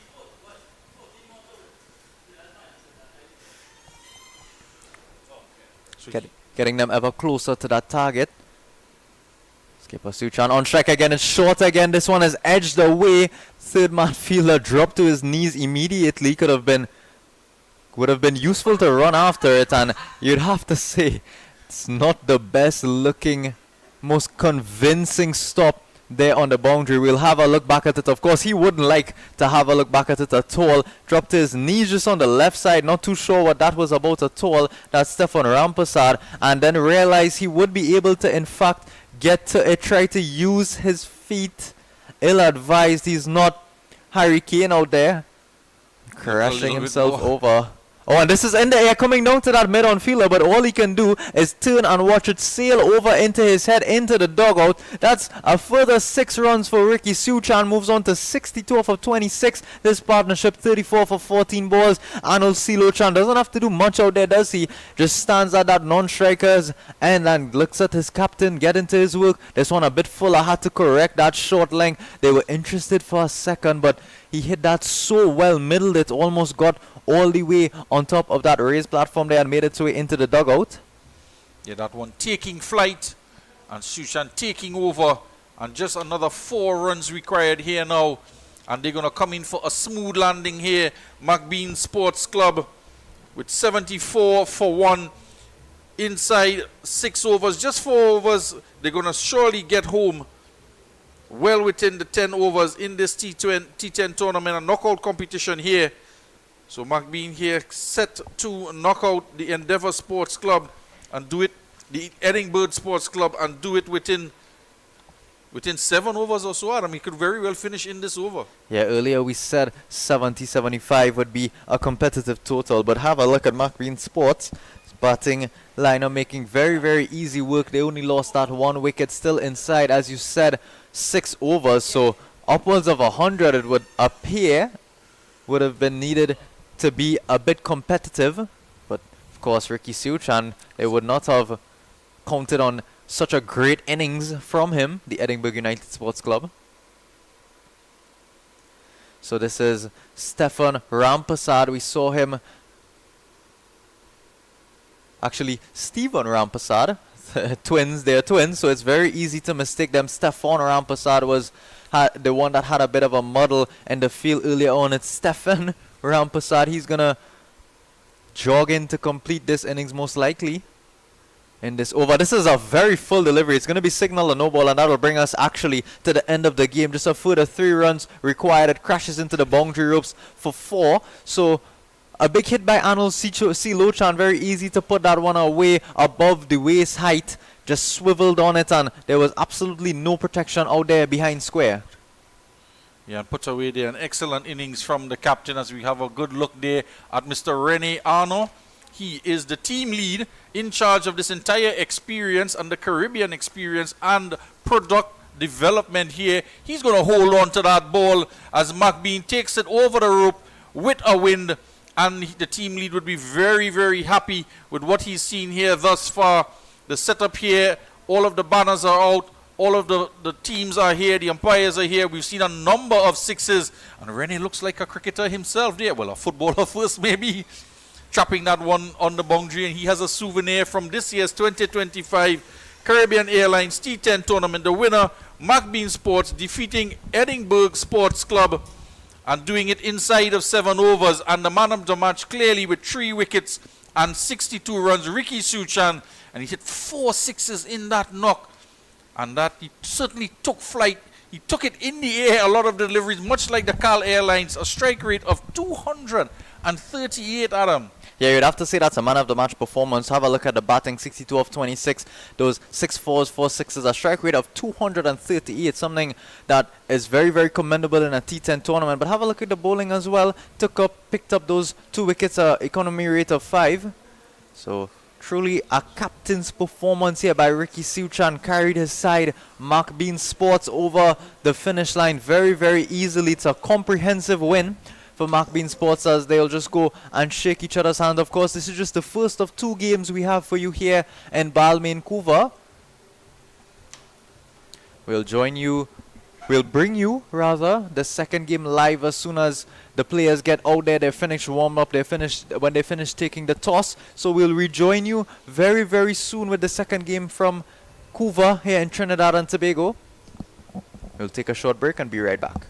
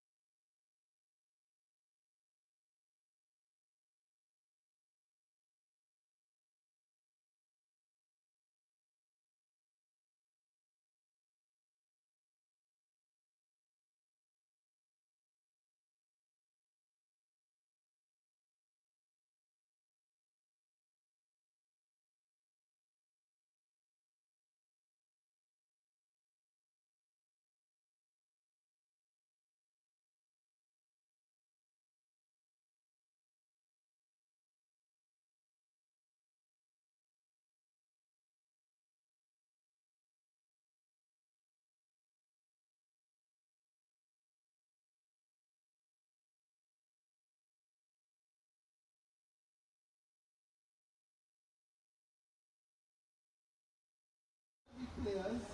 You cannot be any player playing in any cricket.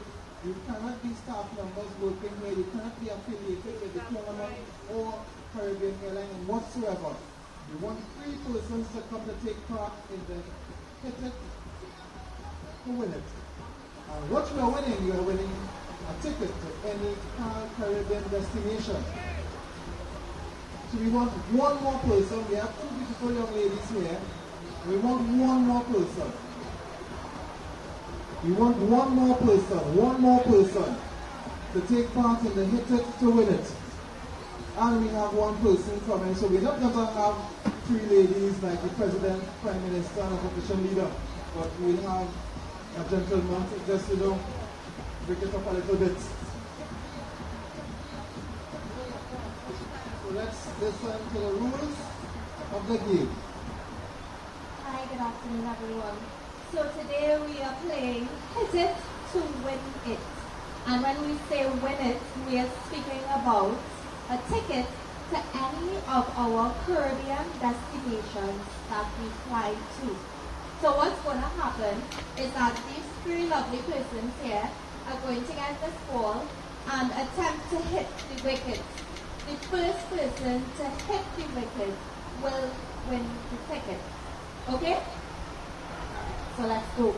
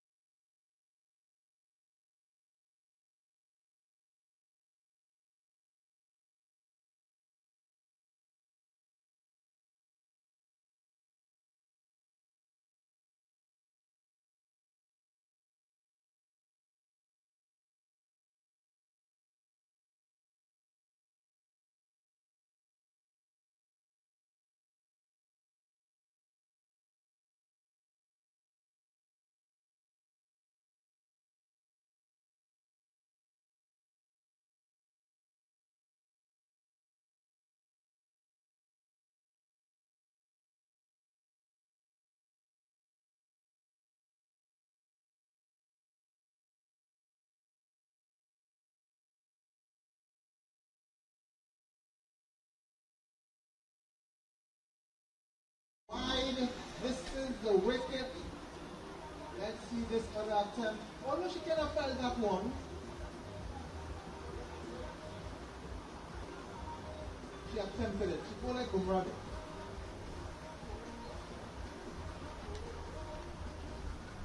And she just missed the wicket. I think she fell that one too. Let's see if this gentleman can resemble Bumrade today.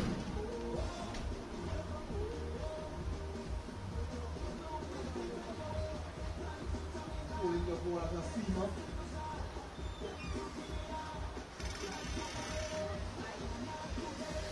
Just outside, put up in a wide, that was a practice round. Let's have the super over now. This is the super over.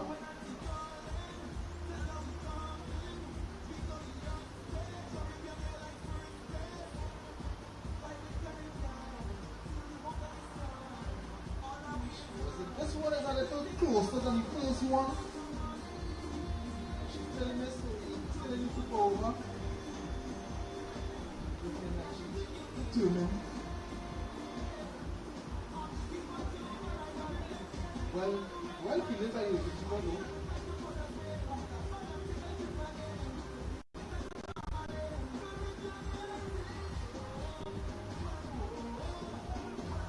ball was a credit, just bounced for the wicket.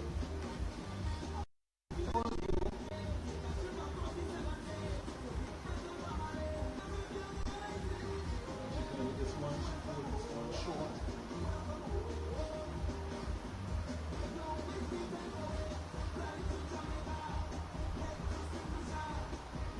This one close.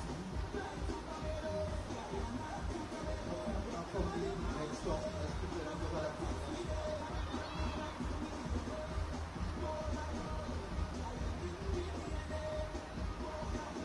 So this one is getting want to swing away from the wicket. Nobody is in this one. This is the super over now. And it was close.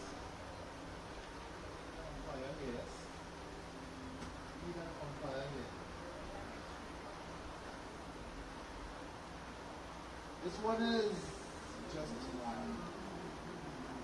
Nobody is in that wicket.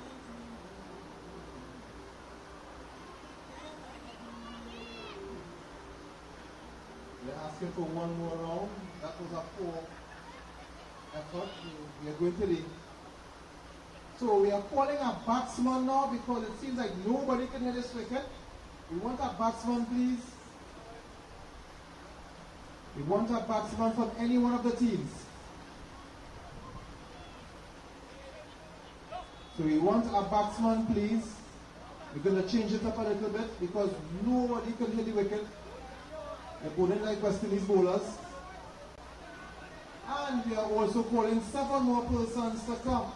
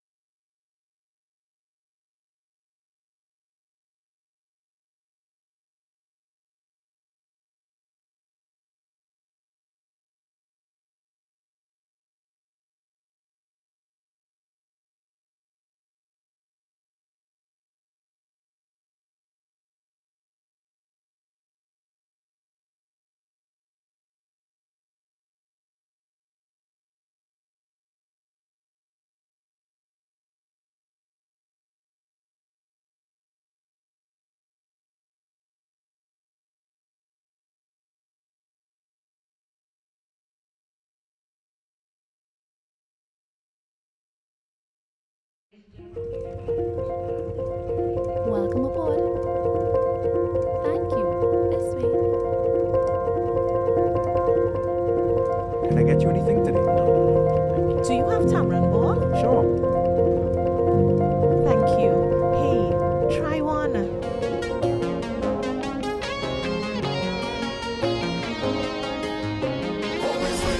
Enjoy leken damemålet. Every one of a place that they're attached to. They beat at your heart just like a patch through.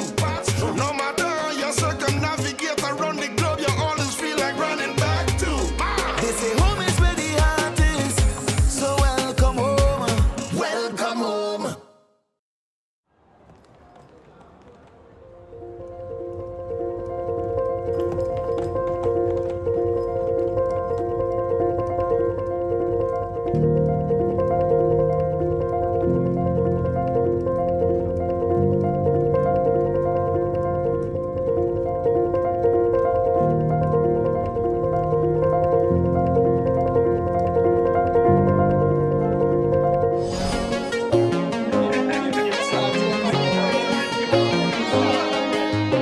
Home is where the heart is. I say home is where the heart is. Every one of a place that they're attached to. They beat at your heart just like a patch through. No matter how you circumnavigate around the globe, you always feel like running back to. They say home is where the heart is. So welcome home. Welcome home. Let's go. Keep up. Come on, come on. All right. Ball is out.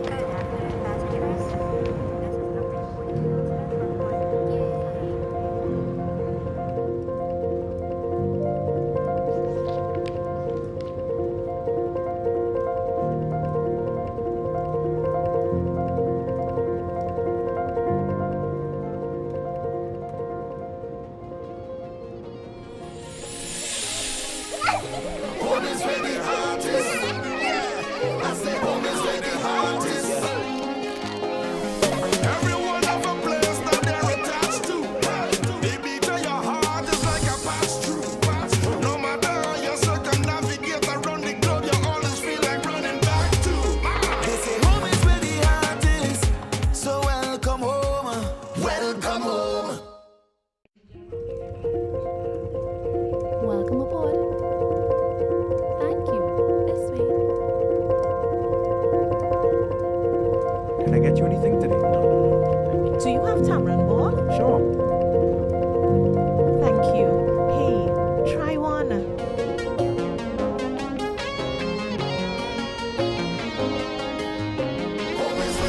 Enjoy leken damemålet. I say home is where the heart is. Every one of a place that they're attached to. They beat at your heart just like a patch through. No matter how you circumnavigate around the globe, you always feel like running back to. They say home is where the heart is. So welcome home. Welcome home.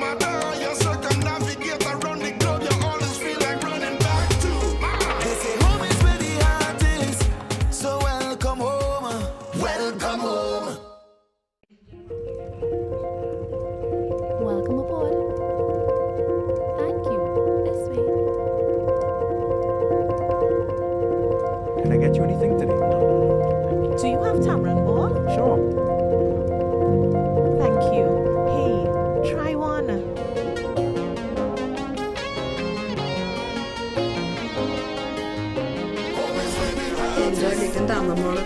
I say home is where the heart is. Everyone have a place that they're attached to. They beat to your heart is like a patch through. No matter how you circumnavigate around the globe, you always feel like running back to. They say home is where the heart is. So welcome home. Welcome home.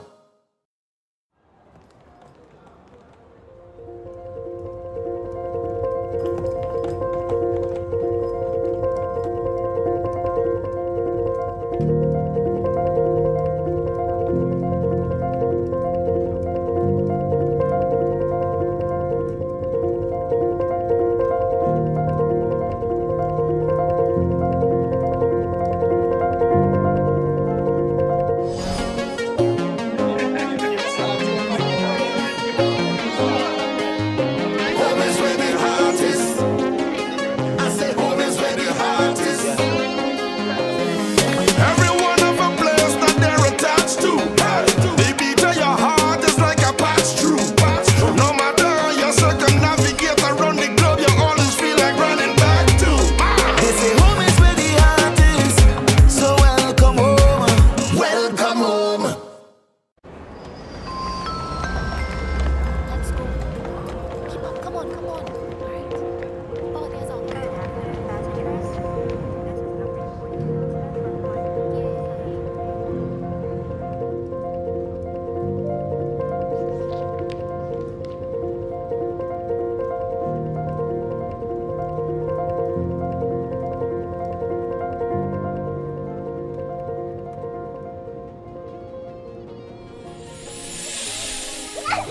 Home is where the heart is. I say home is where the heart is. Everyone have a place that they're attached to.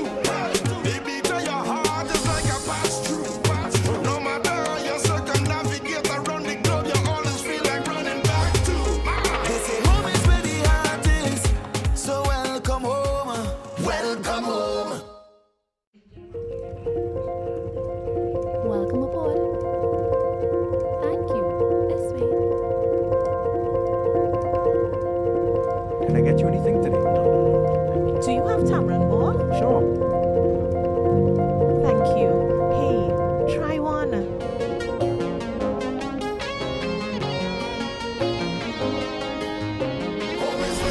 Enjoy liten dammemorgon. I say home is where the heart is. Everyone have a place that they're attached to. They beat to your heart is like a patch through. No matter how you circumnavigate around the globe, you always feel like running back to. They say home is where the heart is. So welcome home. Welcome home.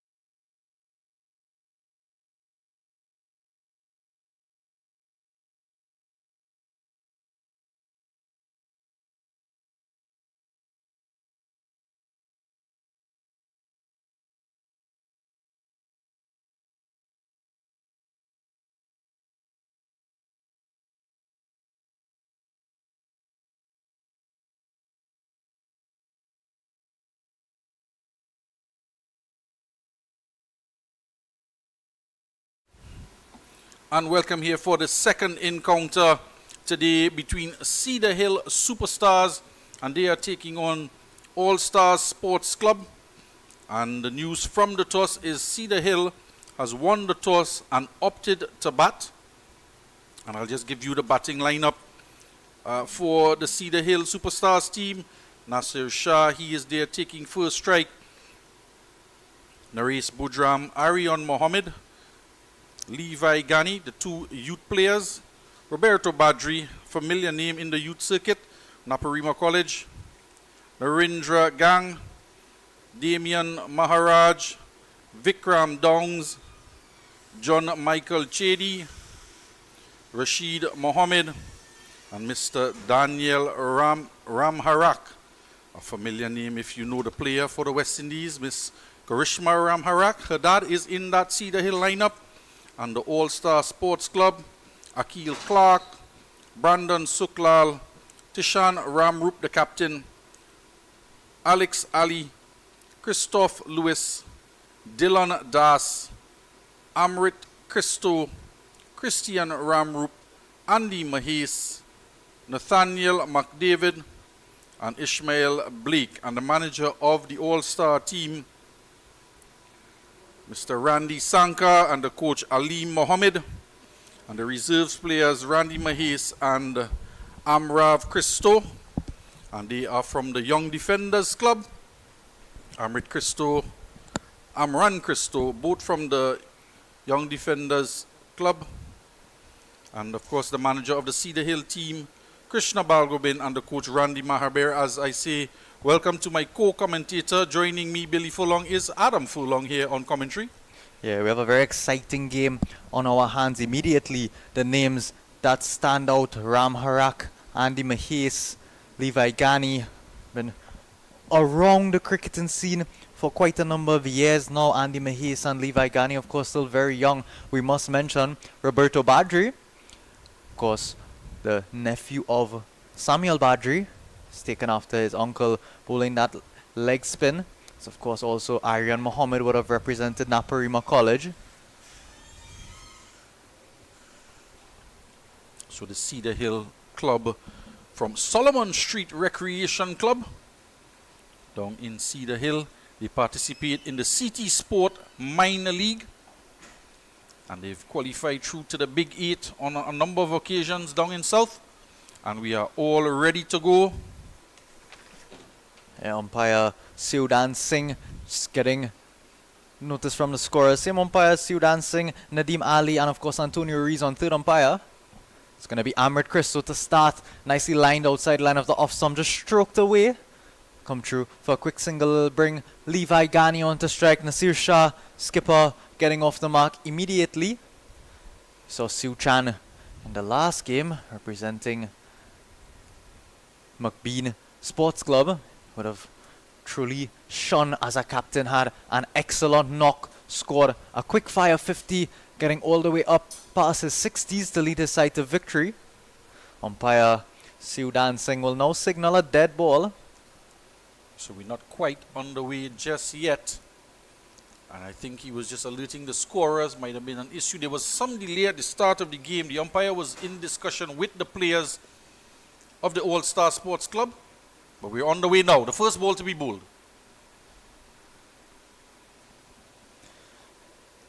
Yeah, just that trying line and length, sort of a length. Lined a bit down middle. So I'm just looking to open the face. It's clear that they're just looking to get some quick singles here early on in the power play. Chris Kistar will need to keep that tight line and then just on or wrong off stump. Have an offside field set. There is a sweeper and a long off, affording some protection in the deep. Pulling a decent pace here is Kistar. It'll be turned around the corner by Nasir Shah. He'll get off the mark on his second delivery. Brings young Levi Ghani of Presentation College San Fernando on to strike.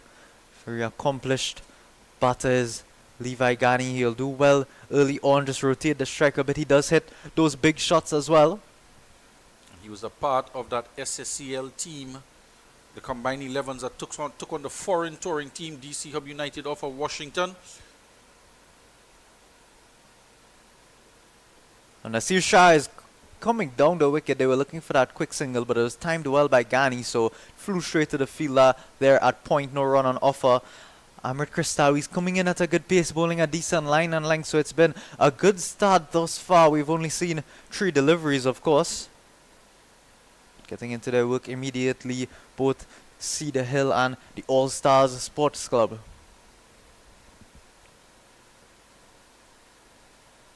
Looking to drop one around quickly. It goes to that point fielder. They'll run through and complete that quick single. Very smart running early on. It's clear what the objective is here inside of these first couple overs. Just feeling it out, but at the same time, not shy of coming through for that quick single. That's exactly what you're supposed to do as opening batters. Put the pressure on the fielders early on and see if you can get on top of the bowler. Oh, that's a good delivery. Almost a Yorker length. Is flicked away very, very nicely though by Shah. Very accomplished. Rotating the strike on early on as a pacer. Of course, you don't like to see yourself getting hit for boundaries early on, but these quick singles and twos will also frustrate you as a bowler. Just trying to get on top of things early on. This one is short, trying to pull away is Levi Ghani. A very good delivery.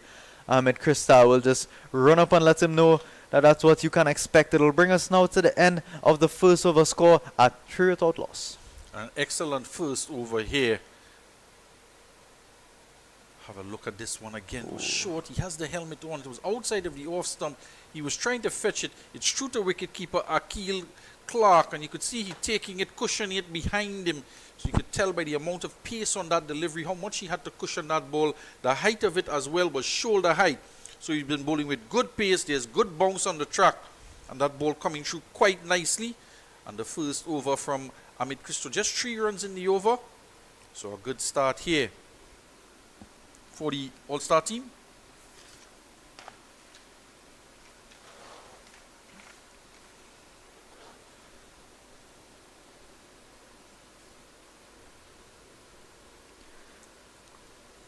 So it's going to be Christian Ramrup. He's going to take up the attack from the southern end. So he is going to bowl. There is no slip in place, of course, in this T10 format. And there is a short third man, a backward point, deep cover on the boundary, extra cover, mid-off, mid-on, mid-wicket, and a deep mid-wicket on the boundary. Yeah, he'll need to keep a tight line, and like there's no protection. There is that deep mid-wicket, but behind that there is no protection at all. No one in the circle or on the boundary. Nasir Shah will just tuck it around the corner into the leg side and get through for a quick single. We have a look there at the players from the previous game.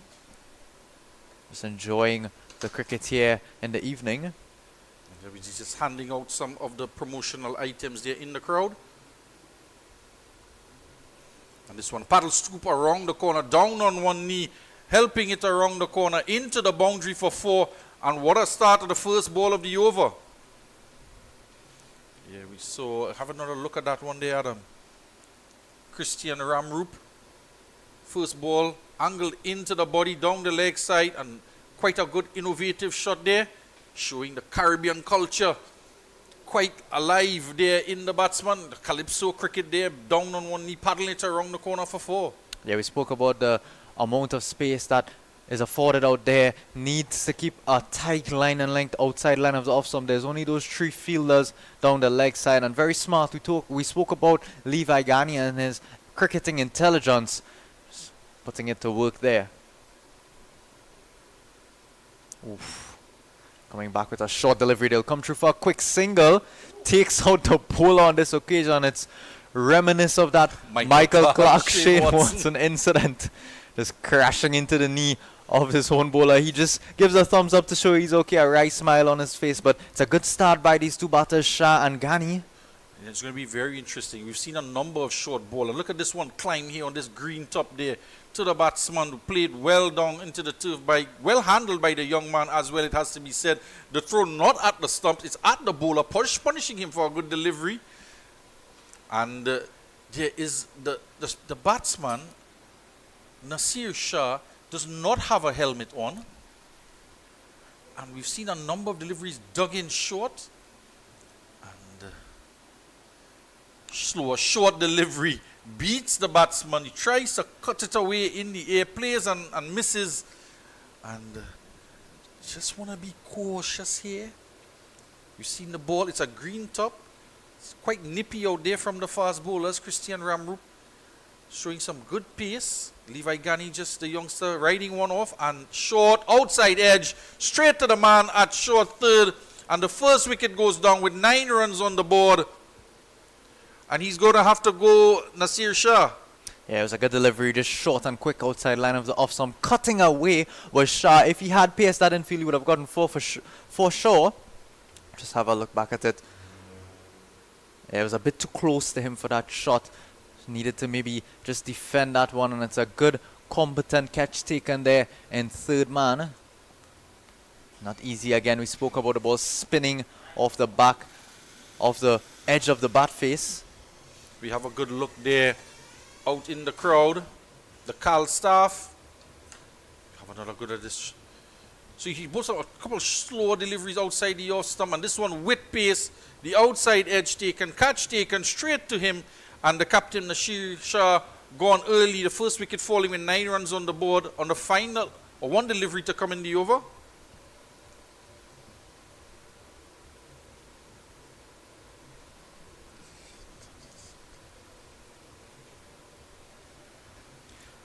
It's going to be Damian Mirage, number 18. Those bright yellow pads joining us out there in the middle at 1 down. Joins Levi Gani, who's there. 6 runs off of 5 balls. The one thing that the Cedar Hill superstars would not have wanted was to lose a wicket early on, especially with that good start they got in the first over. Would have Skipper Shah would have liked to motor on along, but it's going to be the left-hander Damian Mirage. Another competent batter joining us out there. Christian Ramrup, going for 6 runs already off of this over, but an excellent comeback after being hit for that boundary. He has 1 more delivery left to complete this second over. Keeper Akil Clark just shepherding around the troops, changing up the field a bit for this, the first left-hander of the game. There is a sweeper on the boundary, on the offside, and a sweeper on the boundary on the leg side as well. Deep mid-wicket, we see again, Damian Mirage doesn't have a helmet on. There are a lot of short balls being delivered here, using that grassy top to just get the extra bounce and extra carry, and it's good pace as well.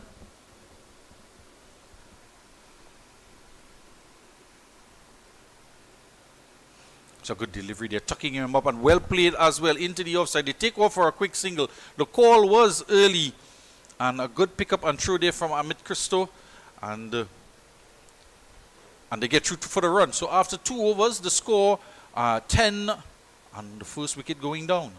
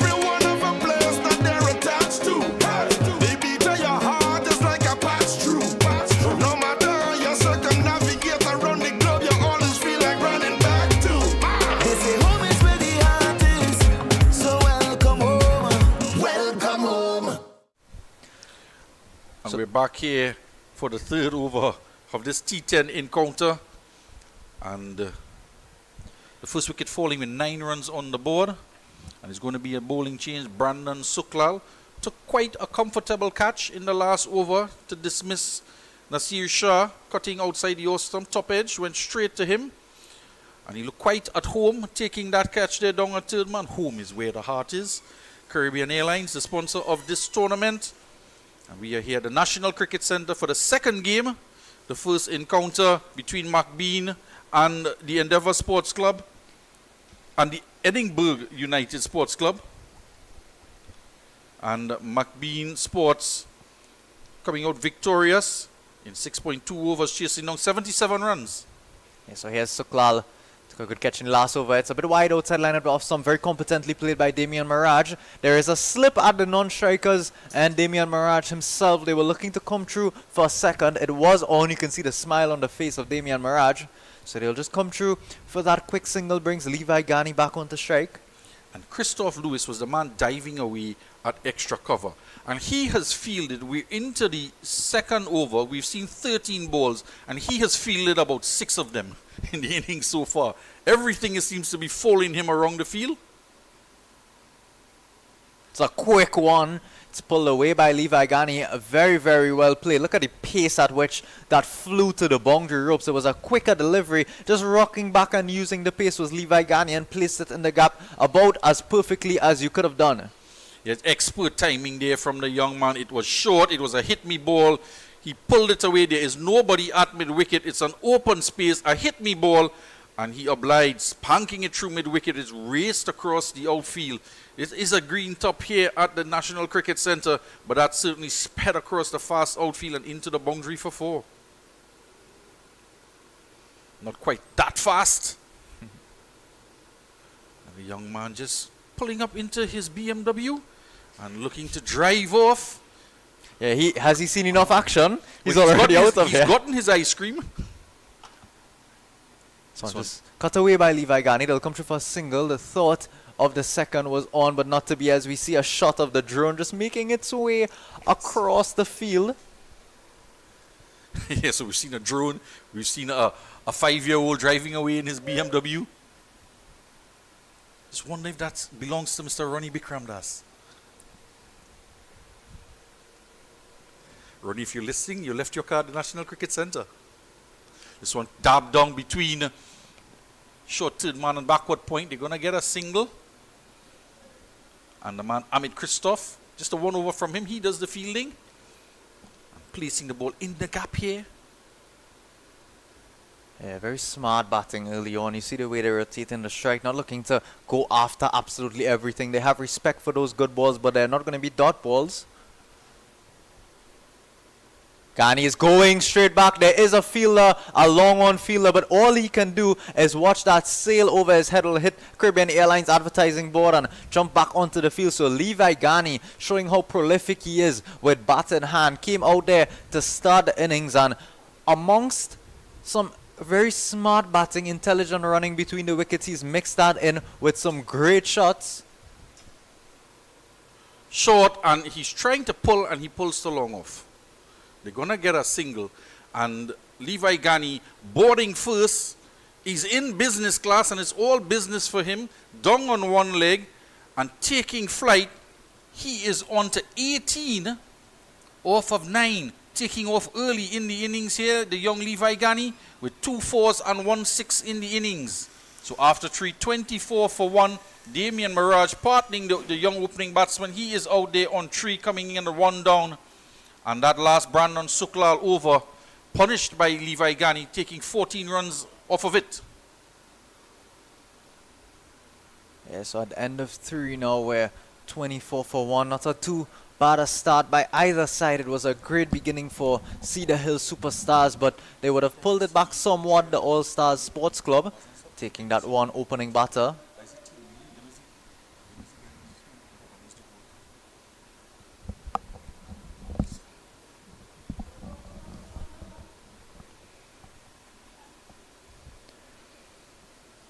So it'll be Christian Ramrup. He's picked up that 1 wicket, going for 7 in his first over. He'll complete his spell from this southern end. Short and wide. Ghani will feel as though he missed out there. That was, as you said earlier, a hit-me ball. No protection down there on the boundary. Just a short third man. You can see him in your screen, and a point. Short, asking to be hit, chopping down on it, doing the right thing, but pulling away slightly. And he's opening, trying to pierce the offside, down on one knee, trying to cover drive, leaning on the back foot. But it's too fast for him. We did mention it's a green top there. And there's the ice cream van, Adam. And all the youngsters are going to race across. It's going to pull up next to Mr. Ronnie Bikramdas' BMW. And all the kids are going to take after it, including Mr. Ian Wason. One again short of a length outside the off stump, a bit of width. Have a look at Mr. Ian Wason standing there next to Blake, just announcing. I don't know why he's standing next to Mr. Blake, announcing that the ice cream truck has arrived. And all sponsored here by Caribbean Airlines. The eats and drinks here for all the fans available. Short, and this time it's going to be called wide by the umpire. And the length is consistent, but the line has been a tad bit away from the batter. And he's pushing it even wider, this time called a wide. And you can see the fans there making their way across to the ice cream truck. Yeah, the Allstars Sports Club will also be hoping that they can cool down Cedar Hill Superstars. Beyond here, it's a good start thus far. They'll come through for that quick single. However, extra cover came around. It would have been a very tight chance. You feel as though he was so close to the wicket, he could have almost effected the run out by just running and smashing that ball into the wicket. Come through for a quick single. Yeah, look at see, there was a bit of hesitation. He took off initially as he dropped it into the onside. Saw that his partner, his non-striker, was not responding, Mirage, and then saw that he was coming, took off again, and had to hurry home there and aiming at one stump and not quite able to hit. He would have been trouble. He would have been gone there had that hit. Short down the leg side, and that was a free hit. Had he gotten any bat onto that, he's going to have another chance to bowl that delivery again, Ramrup, but it's going to cost him 1 run for the second try. And luckily, no bat on it, would have gone for 4. And there's the young man racing across with the BMW keys in his hand. Doesn't have any lollies with him, though.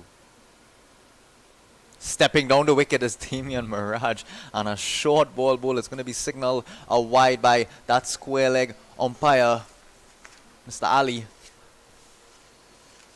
So have a look at it, just a bit of defensive bowling. Oh, almost took his head off that one as it flew past. Just dragging the length back a bit as he steps down the wicket, looking to be a bit expansive. There's a long on, long off in place in addition to a sweep on either side of the ground. Mirage, he stays back in his crease, and what a hit. That is an almighty 6 hit straight back, and he is looking to deposit that into the lolly truck. Yeah, the BMW and the lolly truck would have been in jeopardy of getting their windscreens broken there. That was a massive hit. The cars are all parked alongside that bleacher. We'll have a look back at it. Have a look at that ball flight. Does it strike the BMW? No, it's just on the edge of that Caribbean Airlines bleachers. Yeah, Mr. Ian Wason. Mr. Ian Wason has made his way across there. He's lecturing them on how to complete a cricket catch, it seems. I think he's talking about which one of the ice creams tastes better and which one you have to get. I think you might be more interested in ice cream at this point. They're having a bit of fun out there. Is Wason, of course. Caribbean Airlines Village T10 tournament is designed. And Mr. Johannan Ford out there with Mr. Wason. He's just announcing all of the giveaways to the fans and all of the treats and all of the promo items. You can get a hat, you can get some sunglasses, a replay of that one. No helmet and it's very close to the vehicles. Excellent camera work from our cameraman there, Mr. Kadir Mohammed. Short and pulling away. So he's bowling a lot of short deliveries. Going to be a shy at the stumps. There's going to be some overthrows as well as it gets past Amit there, trying to back up Amit Christo. Goes out toward that deep extra cover boundary and they come back for 2. So it's all happening there. It came off the glove. Another short delivery there at Mirage. A shy from the wicketkeeper, Akil Clark. Missed it. Went into the offside for an overthrow. And is that man Lewis there again backing up all the way in the deep? Have a good look at Johannan there. Just saying, you nearly hit me with that one, Mirage. You don't want to hit the sponsor. But he was saying, it's Caribbean Airlines. I have to hit it in the air. That's where your planes are. Rabrup to continue. Another short delivery coming off the outside edge of the bat. He's trying to play a pull shot from outside of the off stump. The delivery, it wasn't all that short. Coming off the top portion of the bat, is going to go into the boundary for 4. There have been 4 wides in the over, a 6 and a 4, And the over comes to an end. As we have a look at it there again, he preferred the short pitch delivery. Just one bounce into the fence for 4, and they're racing along now. 32 runs in the partnership off of 13 deliveries, and 41 for 1 after 4. Welcome aboard. Thank you. This way. Can I get you anything today? Do you have tamarind ball? Sure. Thank you. Hey, try one.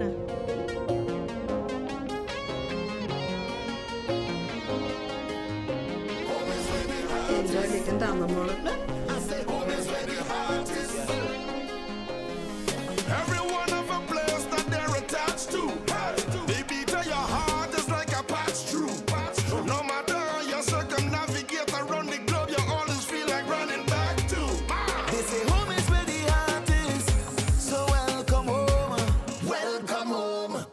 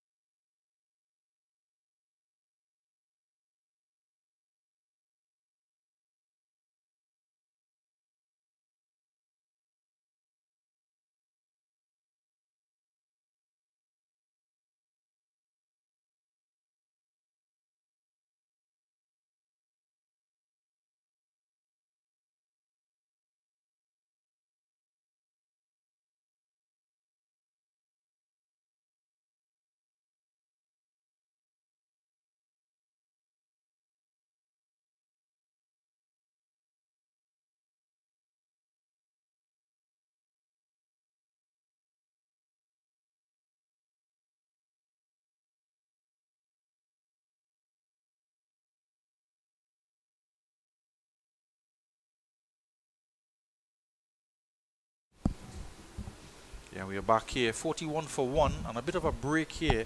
We did see the penultimate delivery of the over, Christoph Lewis backing up the throw from the wicketkeeper, Akil Clark, and just tumbling over and just limping away. The physio is on the field, and we do have the paramedics standing by, as you can see there, just attending to him. He's been in the wars, Christoph Lewis. The ball has been following him around in the outfield. He was doing an excellent job backing up and just seemed to turn his ankle. He took a long while before he recovered, and we'll have another look at it here from the throw from the wicketkeeper Clark, trying to run out Levi Gani, and resulted in an additional run for the overthrow.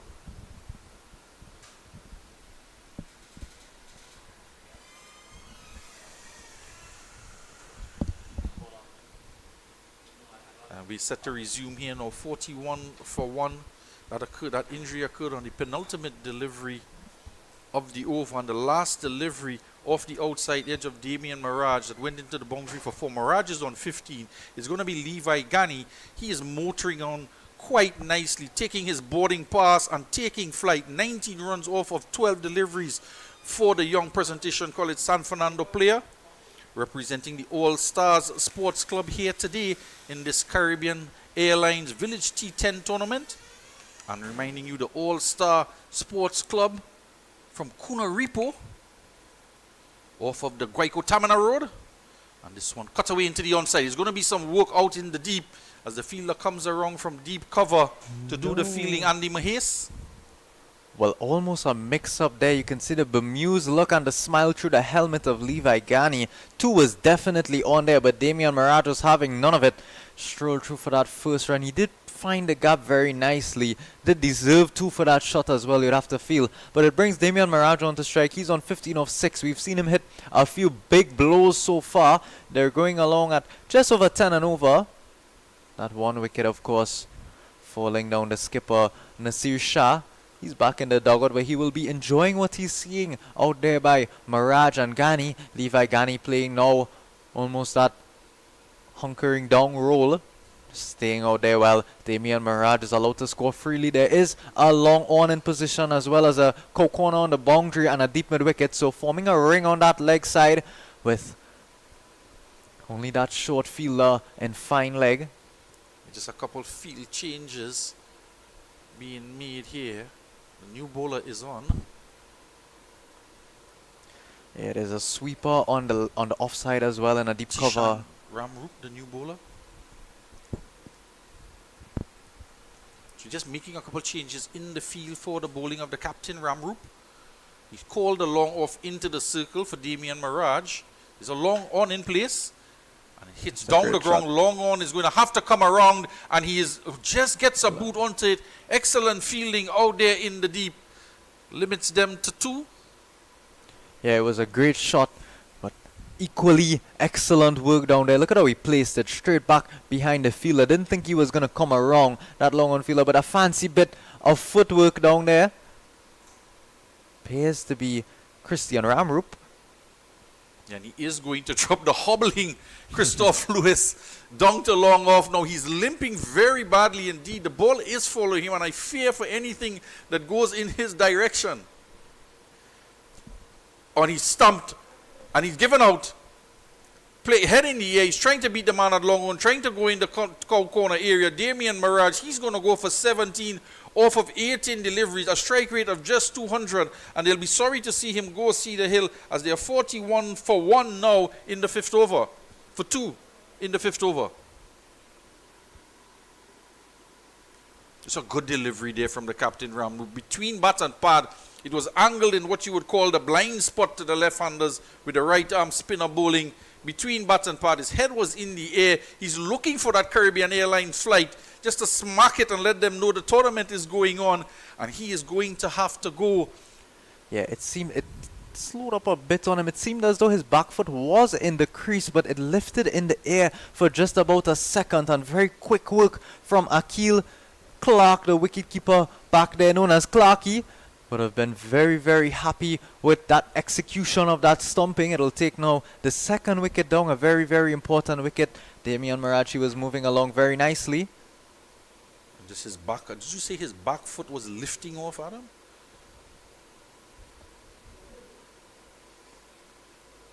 So the new batter out there.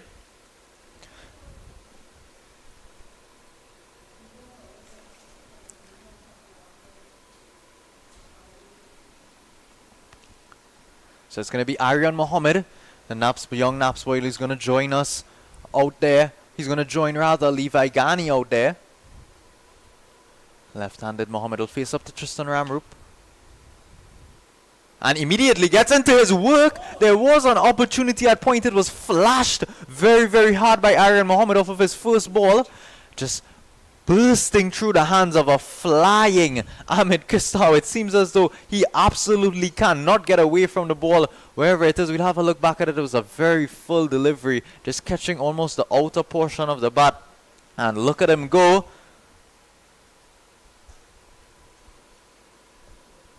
So a half chance here. He is going to get off the mark now, Aryan Mohammed. And just playing that one in the... I thought it was going to beat the man at backward point and go into the boundary for 4. But there was Amit Christo taking off, getting a 2 hands to it, and an exceptional effort there from the young man. After 5 overs, at the halfway point, it's 47 for 2. Levi Ghani, he is not out on 20, and Aryan Mohammed, he is on 3 runs. And that's the payout in the middle.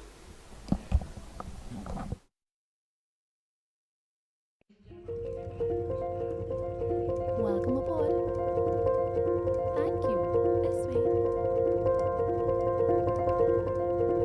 Can I get you anything today? Do you have tamarind ball? Sure. Thank you. Hey, try one.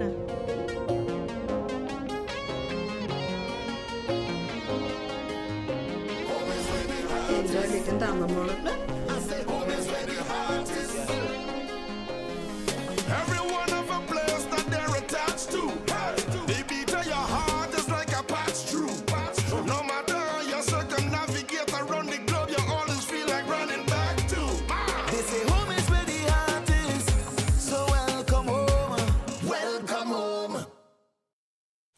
And welcome home, welcome back to our Caribbean Airlines T10 Village tournament.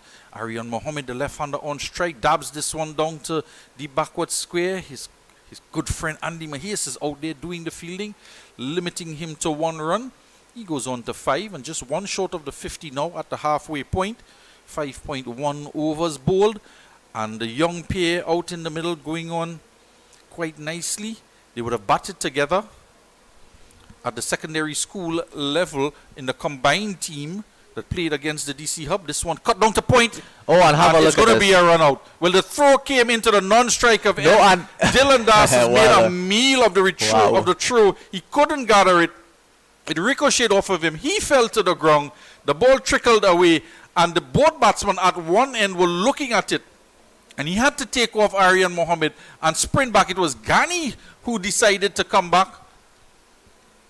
Yeah, so Levi Ghani, he's been doing well thus far with the running in between the wickets. We've seen a couple chances at a run out. This one, well, I mean, the run was never on there, was it? This is Levi Ghani's call, but just out of frame. Levi Ghani actually made his way down to the strikers, and he would have completed a 2 just by himself, as this one is very short and wide outside the line of the off-stump. Ghani again is off, but is stopped by the keeper. So Levi Ghani is looking for those quick singles and those quick 2s, which is very commendable given the situation. But Aryan Mohammed not quite on the same page.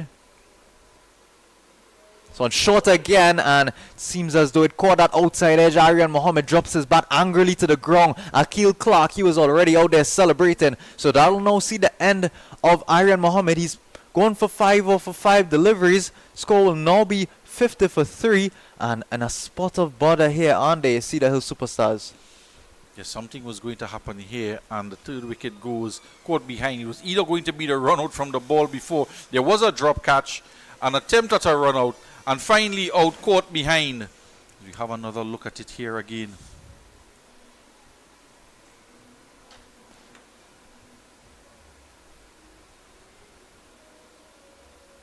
New batter making his way out into the middle, John Michael Chedi, and he is going to be replacing a very dejected Aryan Mohammed. Well, he'll still have a chance with the ball. Would Mohammed, a very competent medium pacer. We'll have a look back at it. Yeah, just didn't get across enough. We could see all 3 stumps, and immediately he knew it, didn't he? Seemed very, very disappointed with himself. They already would have gotten a chance with that run out, as you mentioned earlier. Levi Ghani, he's still out there. He's motoring along very nicely. 20 off of 13 Cedar Hill Superstars. As long as he's out there, the Cedar Hill Superstars team wouldn't be too worried. Been moving along very nicely now. They have brought up the 50. Third wicket now falling. We're still inside of the 6th over, projected score at 91, but it's pretty apparent. We saw the performance from the McBean Sports Club earlier on today. It's pretty apparent that they're going to have to score upwards of 90, maybe even upwards of 100. What do you think today, based on how the first game went? What do you think is a competitive total for the Cedar Hill Superstars to post? Well, looking at the surface and the type of bowling lineup that is in there, they have a couple of speedsters that can come back into bowl. And with that green top and that ball skidding on, and good bounce as well, they might want to try and score as much runs as possible in the next couple overs. Because if the speedsters are going to come back, and there we see it's that man Christoph Lewis just limping off of the field there. He had a word with the coach, Ali Mohammed, and he seems as though he's too much of an injury for him to continue. Well, and he's bowled. First delivery, John Michael Chedi. He goes on to the back foot, a short delivery. Dylan Das gets some spin onto that with his off spin, pitched and turned in and knocked the off stump back. Yeah, very premature ending to his innings here, Chedi. Have a look at it. It was very short, asked to be hit, but John Michael Chedi was rising a bit, so he did get that inside edge, which caused it to come back to the stump. Needed to keep a bit lower. He could have taken a page out of Levi Ghani's book and just swiveled on it and placed it in the gap. So now that'll bring us to the fall of the 4th wicket. You would have to assume that's his son running on there to give him a hug as he walks off. So brings us now where at the end of 5.4 the score at 50 for 4.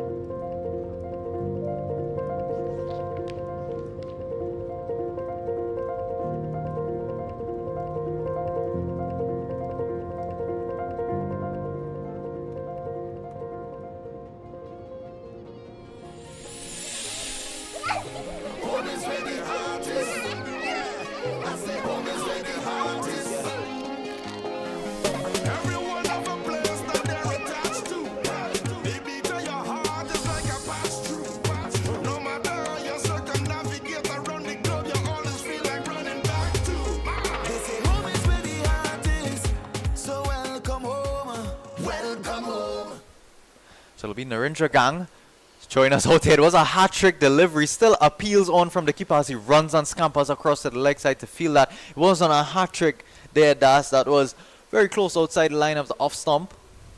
So it's been an excellent over thus far. Dylan Das picking up those 2 wickets. He's gone for 4 runs to complete his over. It's short outside line of the off stump. Gang looking to cut it away again. He will come through quickly for that single. He's at least been running between the wickets very quickly, which you would have to say is necessary. There have been a few close calls. Yeah, he threatened to come down the wicket. And the 2 young nimble men out there in the middle do come through for the single in the end. It's the end of the over. And the score now 52 after 6-5 extras in the inning so far. And Amit Christoph, he's going to have 1 over the speedster to come back in. 2 overs, 4 dot balls, 24 runs and 1 wicket. The Christian Ramroop, and his pace look really express indeed with the new ball. As we see the lights coming on, taking effect here at the National Cricket Centre. It is 5:45 in the evening, and we will get through these last 4 overs just around 6 o'clock or so, and the lights will take full effect, and we will move into the second innings under the cover of lights. You see the wicketkeeper there, Akil Clark, and the umpire signaling that floating over in the power play is going to take effect now. So 2 out in the deep now, and Amit Christo, it looks like, coming back into the attack. He's going to have that 1 over to complete his spell. It started off well, went for 3 runs off of that first over. Back now in the floating over and just backing away a bit is Gang, looking to open up the offside. There is a sweeper affording some protection out there in addition to a long off fielder. Well, he seems to be having the most fun today. Isn't he much more fun than cricket, just rolling around on that carpet there, having the best time with his BMW car keys in hand, ready to make a quick escape. Seems he's wondering if his dad was John Michael Chady. Short, and he's backing away here.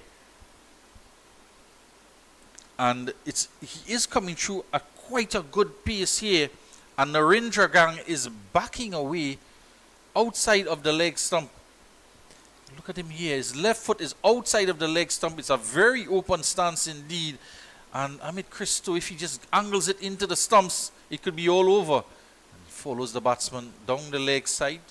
Just follows through down in the face of the batsman. Yeah, good aggression shown by Christo here. He realizes that he's on top of Narendra Gang early doors. Just as you said, needs to get full on that stump. Gang would be advised to get his back foot moving and his front foot well forward to those balls that are pitched up. The 3 dot balls. Cut away, making room, and it's going to go between backward point and third man, short third man for 4 into the boundary. You'd have to say that's not great bowling at all by Kisto. He had Narendra Gang backing away, was always going to create that room for himself outside line of the off stump. As we take a look back, it was too short, too wide, and all he had to do was get any amount of bat on it and managed to pierce the gap perfectly between that backward point and third man fielder. So was going along superbly well. Kisto was those 3 balls in his last over of his spell with dots. Let's take a look back live. This one was a shorter one. Umpire will signal that's 1 for the over, but you'd have to advise Amrit Christo. I'm not too sure what he's thinking out there.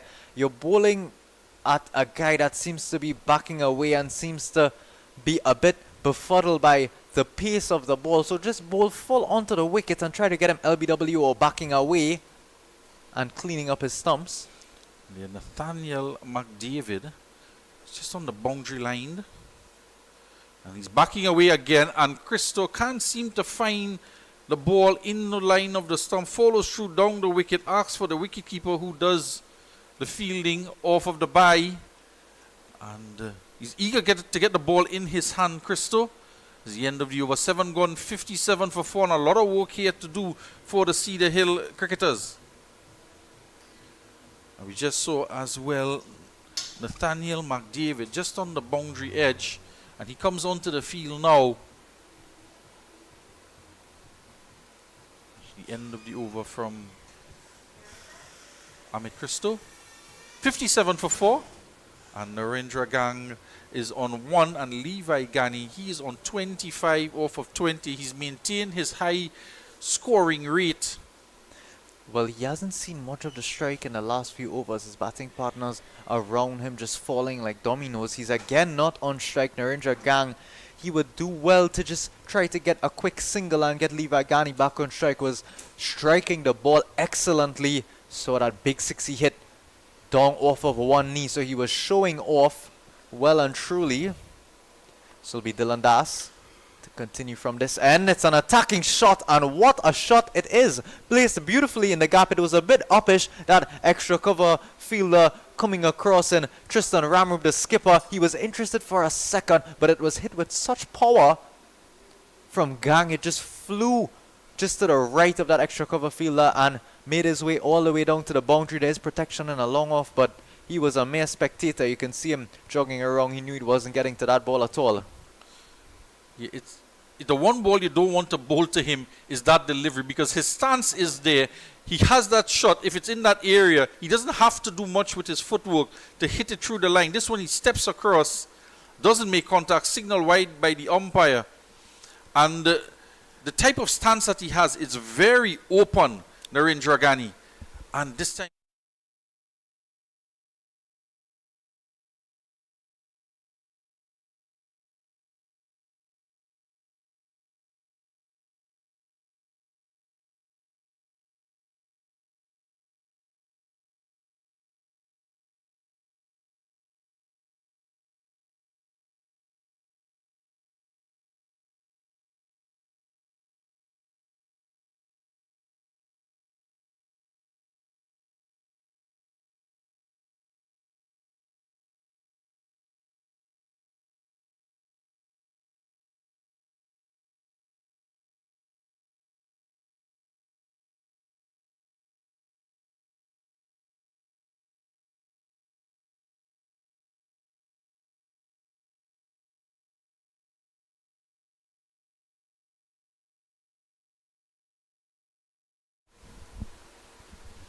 and that one smacked to the boundary there, and Blake having to do the chase from long on. They're going to drop McDavid out to the corner boundary for protection. And Ghani on strike here now, works this one through the offside. It doesn't quite go through the offside. There's a man there, does the fielding at cover. They did take off for the single very early indeed. So 67 for 4, 68 for 4 with that single. Takes Ghani on the 30. Bringing Gang back on strike.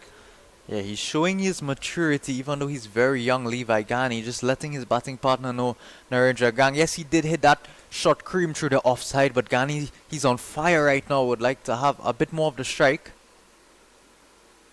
Yeah, and Gang, there may have been a run on there, but it was some good attacking fielding by that point fielder to bring us to the end now of 8 overs. Just a couple overs left in this first innings for Cedar Hill Superstars. The score moves on to 6-9 for 4. Levi Ghani is out there on Twitter, Narendra Gang on 5. And the one delivery you don't want to bowl to Narendra Gang is that short of a length delivery outside of the off stump, because his stance is open. And he's cleared that front leg even before the ball is bowled. And he's almost in the poise for that cut shot. And if the ball is there for that shot, he doesn't have to make any adjustments. And one of them, he slapped through the extra cover area for 4. The second one, he hit it straight to cover. And it's repetitive bowling to that type of stance and that type of shot. I just want to pitch the ball up on the off stump and get him coming forward. It's going to be a bowling change now. It's going to be the captain to come back for his final over. And Ghani on 29. He is going to face up to the captain. Short and pulled in the air over the bowler. It's going to drop inside and on the bounce to the fielder coming around from long on. Yeah, Levi Ghani is looking to accelerate in these last 2 overs. Narendra Gang, he may try to do it all himself, but he would be well advised to just try to get a single.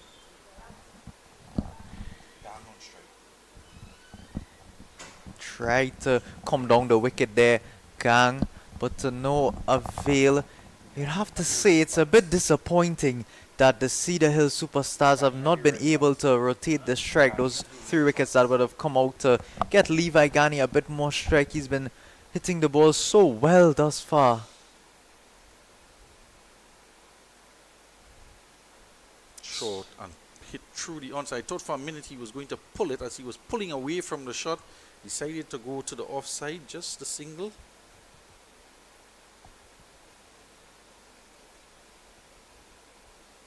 Yeah, sun setting on us here in Balmain, Vancouver, Trinidad and Tobago. Cedar Hill superstars. The sun setting a bit on them as well. They would need to get aggressive in these last over and a half that remains. This one short, however, and Gani, he was trying to go after it, but it was so wide, almost a no ball.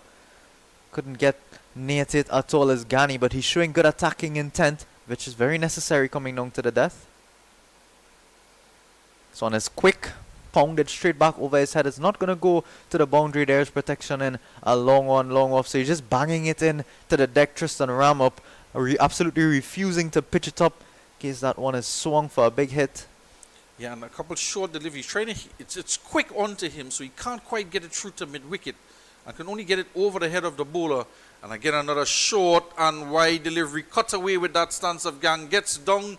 Well, it got to backward point. There was a misfeel and makes its way to Andy Mahes, who coming around from the deep cover to do the cleaning up.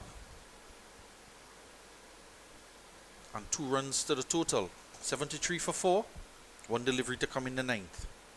Shorty's down the track and he's cutting in the air over the man at point. He was coming in, perhaps got a fingertip to it, almost parrying it up, trying to parry it up. It was not to be. McDavid over his head in the end and gone to the boundary for 4. So Gan motors on now. His strike rate is well over 100 now with that boundary. And his total just on about 12 to Gani, 31 for Levi Gani, 77 for 4, equaling the score in the first game after 9. Welcome aboard. Thank you. This way. Can I get you anything today?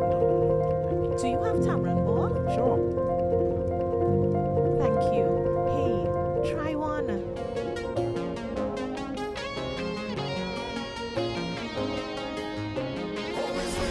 Enjoy making tamarind ball. Every one of a place that they're attached to. They beat to your heart just like a patch through.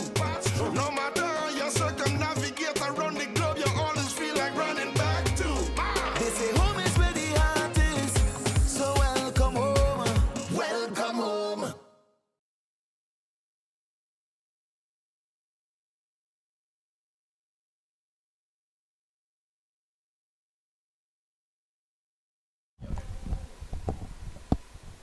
So it's Brandon Suklal here to come through and bowl this last over. It's not the greatest of starts, just turn around the corner. They'll come back for the second. Levi Gani, he's going to want to retain the strike. So it's a wide signal by the umpire as well as that couple that was run. So Levi Gani, we could expect some big hit or go home. This is the final over here. Score is at 80. You would definitely think they need to get that scoring rate up a bit to remain competitive. There is, of course, the likes of Nathaniel McDavid and Andy Mahes, Christian Ramroop, just to name a few batters coming into chase for this All-Stars team.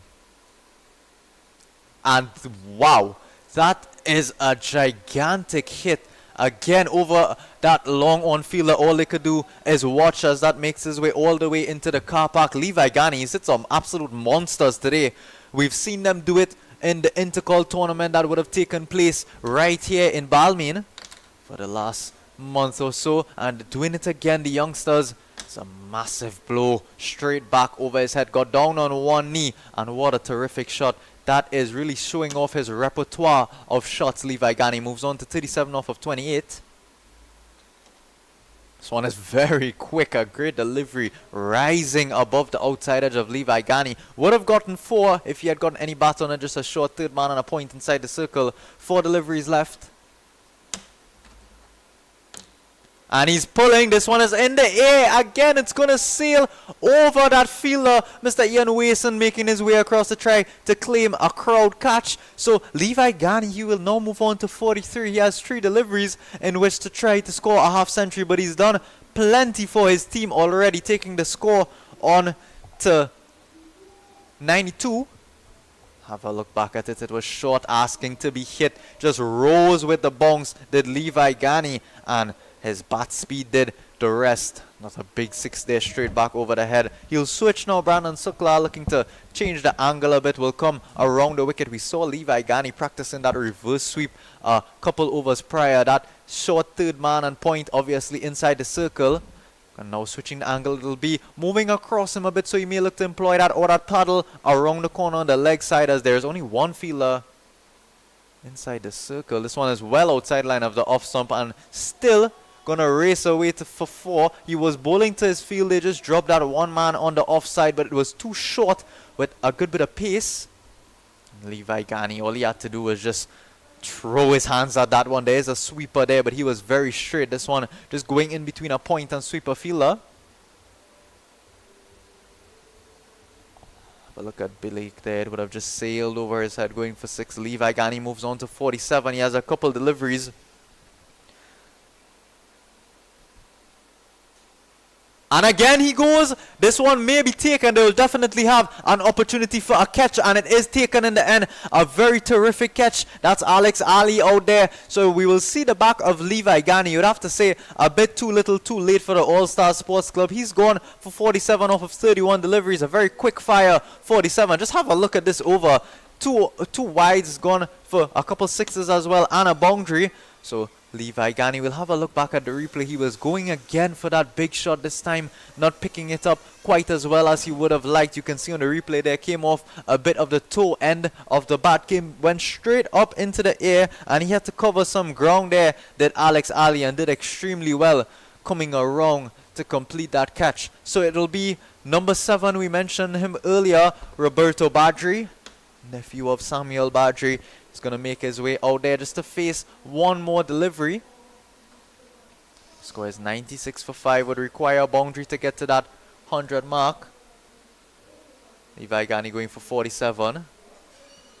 Very, very excellent innings. Catapulted the Cedar Hill Superstars to 96 for 5 now.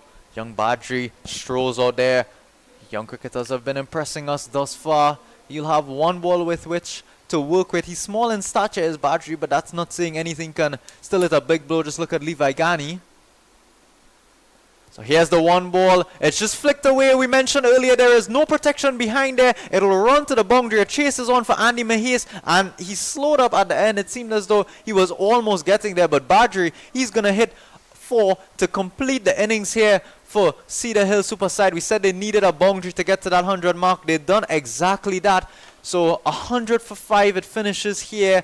The first innings in Balmain Cooper. We'll just have a quick look back at it. It was a terrific shot. Almost took it from a middle and off length and played it behind square.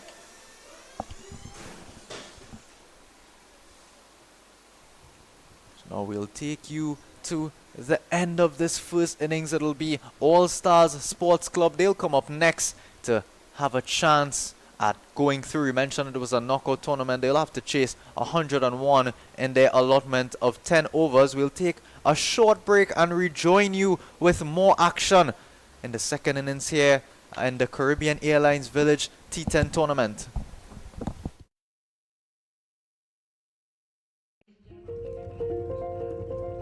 Welcome aboard. Thank you. This way. Can I get you anything today? Do you have tamarind ball? Sure. Thank you. Hey, try one.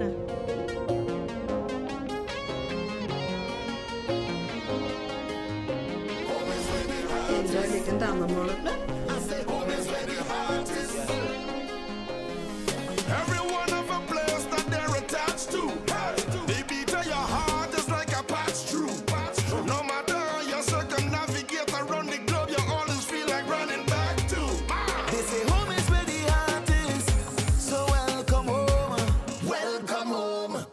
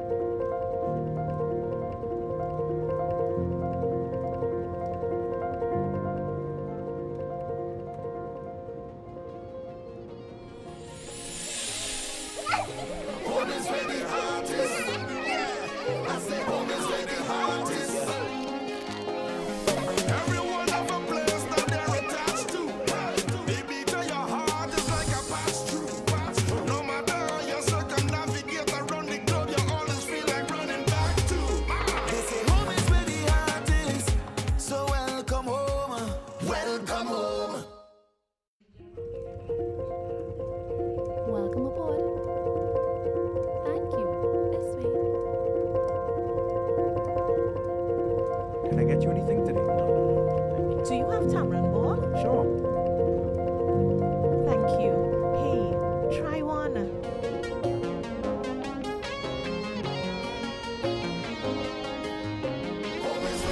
Enjoy liten dammemor. Everyone have a place that they're attached to. They beat to your heart just like a patch through. No matter how you circumnavigate around the globe, you always feel like running back to. They say home is where the heart is. So welcome home. Welcome home.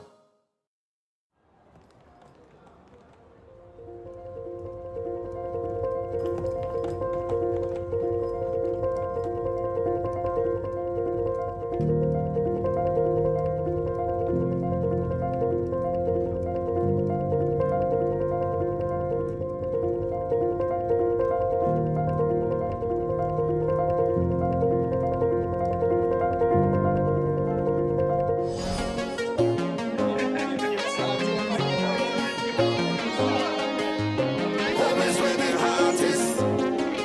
I say home is where the heart is. Everyone have a place that they're attached to. They beat to your heart just like a patch through. No matter how you circumnavigate around the globe, you always feel like running back to. They say home is where the heart is. So welcome home. Welcome home.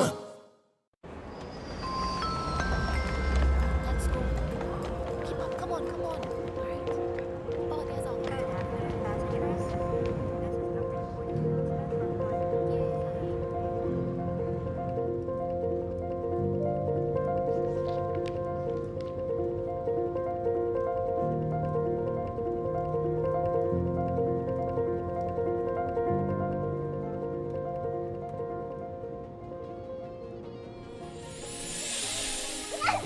Home is where the heart is.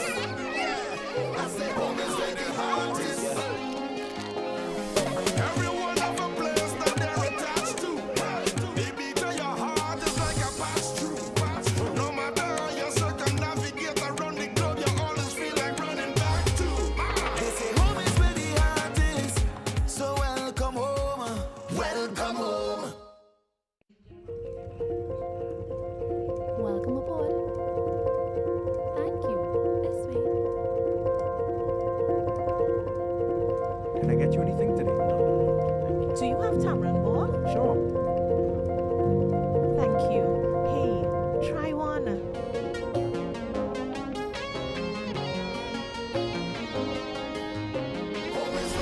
Enjoy liten dammemor.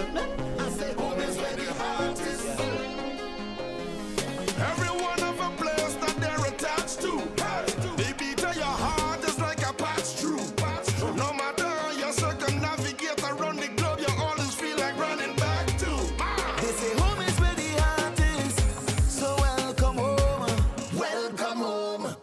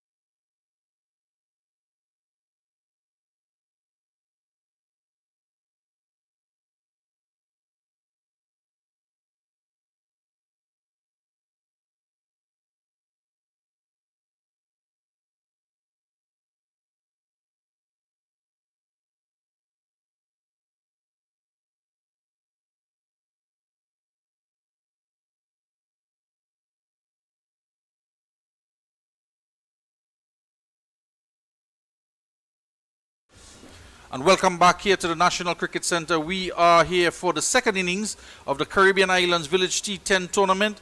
An encounter between Allstars Sports Club from Kunaripo and Cedar Hill Sports Club. And Cedar Hill making 100 for 5 in their 10 overs. And we just run through the batting card quickly. Nasir Shah, he went for 3. Levi Ghani, top scoring with 43. Damian Murad, 17. Arion Mohammed 5, John Michael Chedi no score, Narendra Gang 17, and Roberto Badri hitting his first ball, the last ball of the innings, for 4 runs. And the bowling figures: Christoph 2 overs 7 runs, no wicket. Christian Ramroop 2 overs 24 runs, 1 wicket. A wicket apiece to Suklal and Ramroop off of their 2 overs 37 and 16 runs respectively. 2 for 15 for Dylan Das. And the news out in the middle right now, it's going to be Anderson Mahes. He's going to take strike. And the bowler, the youth player, Arion Mohammed. And he is going to be bowling left arm over the wicket.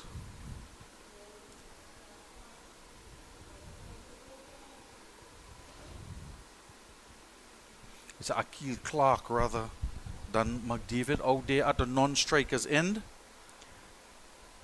So it's Andy Mahes and Akil Clark to take strike. Chasing 101 runs for victory. As I say, welcome back to Adam Furlong. Good afternoon, viewers. Just here in the twilight in Cuba, Trinidad and Tobago. That's Andy Mahes. Looks very, very similar to his brother Anderson Mahes, also a left-handed batter, very prolific batter and bowler for Hillview College. He's made his way onto the national setup as well. So here we go. Andy Mahes and the All-Stars to kick it off, and they will kick it off with a wide. Arian Mohammed, that Naps player, young Naps player we spoke about a bit earlier. He's showing off his talents very, very early on here. Left-handed medium pacer. So he is pairing up with the wicket-keeper, Akil Clark, at the top of the order. How many times, Adam, do we see wicket-keepers coming up to open the batting in these short versions of the game? Well, it's very wide indeed, almost off of the pitch. Landing short and going wider. And wide signal by the umpire. So the inning gets underway with an extra. The All-Stars are on to 1. Second wide of the innings, 2 to the total. No runs off the bat just yet. And the Cedar Hill Superstars winning the toss, opting to bat, posting 100 exact for 5. A very good delivery here from Arian Mohammed. Yeah, it was only a matter of time before he lined it up. Just a couple looseners early on here. Not much runs to play with. They do have that over 100 on the board, and runs on the board is runs on the board, but they would like to snag a couple early wickets early on here, not letting Mahes and Clark get on top of them at all. It's already 2 extras.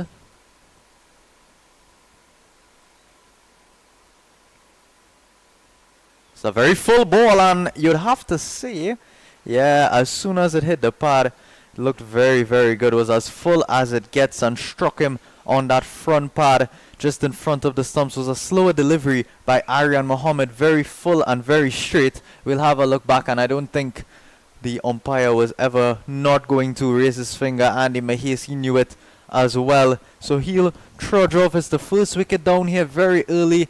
Alex Ali, you'll see him now stepping out there. The purple backdrop and the backdrop of the bamboo. It's a very beautiful day here in South Trinidad.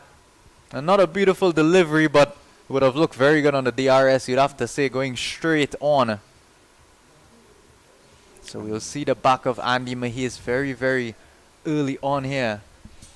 And that is the sky that the Caribbean Airlines planes, they get to see that every day at sunset. Those pilots taking off. They are our eyes in the skies. And taking off early on here is Arian Mohammed. We said he's a very, very nifty left-hand medium pacer. Was only a matter of time before he was going to come back and take a wicket. That's Rashid Mohammed, just providing a bit of knowledge there.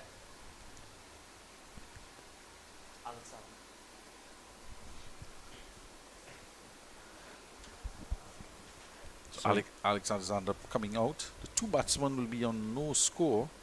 Just the two wides of the first two deliveries of the over.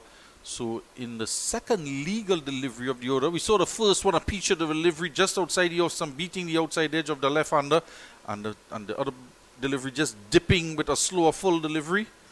This one is short and pulled away. No need to commentate on that one. That's flew over the Caribbean Airlines advertising board across there on the east side of the ground, hitting back into the breeze, but no matter at all. Look at the swivel and the bat speed. Didn't need to do much there, just got across and covered it and pulled away. They have no helmets on, but not necessary, you'd have to say, with shots like that. Well, the only person needing protection there would have been the fans out beyond the boundary. They might have had some helmets had that one been heading in that direction.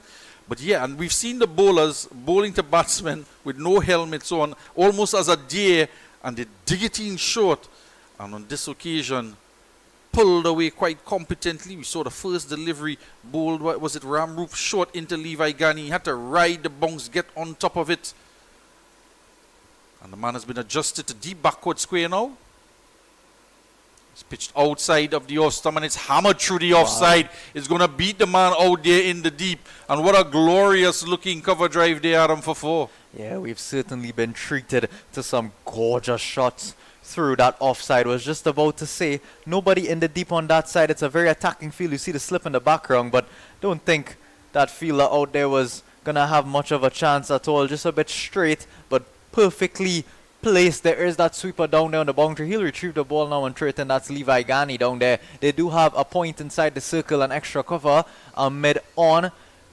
Rashid Mohammed, we saw him earlier giving a bit of advice to Aryan Mohammed. There is Damian Mirage. We saw him bat earlier and hit a few big blows himself. He's situated at that mid-on fielder. There's a short mid-wicket, backward square. He'll come into the circle now. And a short fine leg. So very, very attacking early on from skipper Nasir Shah.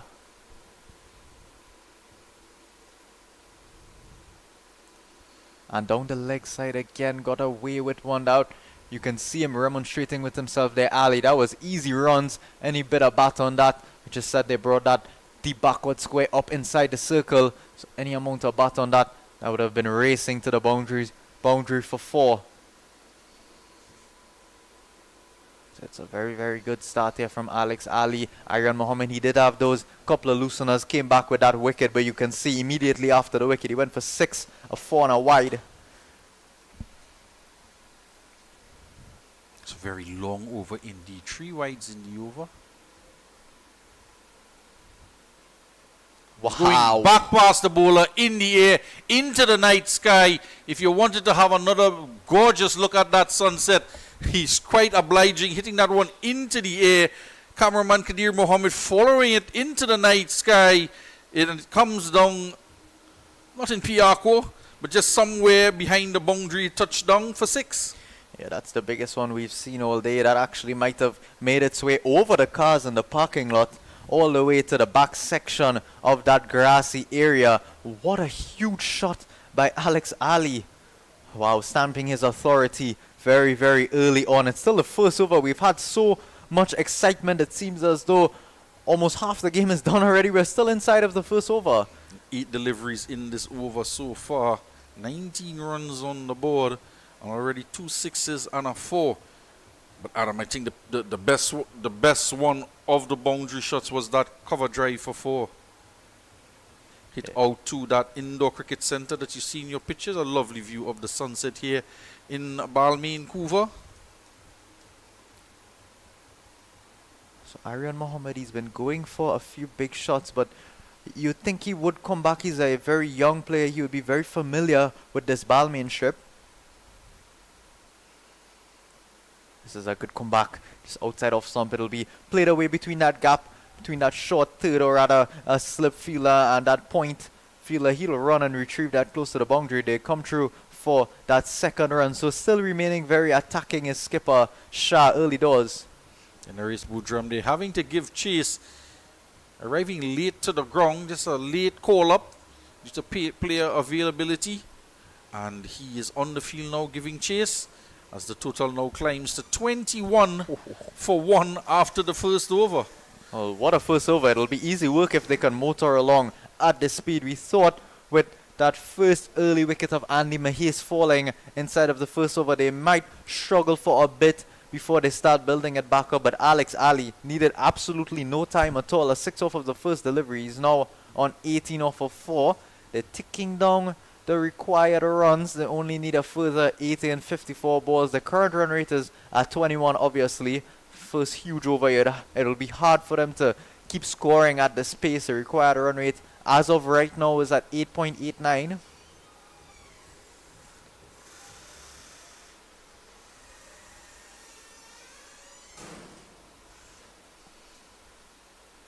Well, we spoke about how rare it is to see one left-handed bowler in a side. We again are going to see 4 left-handed opening bowlers.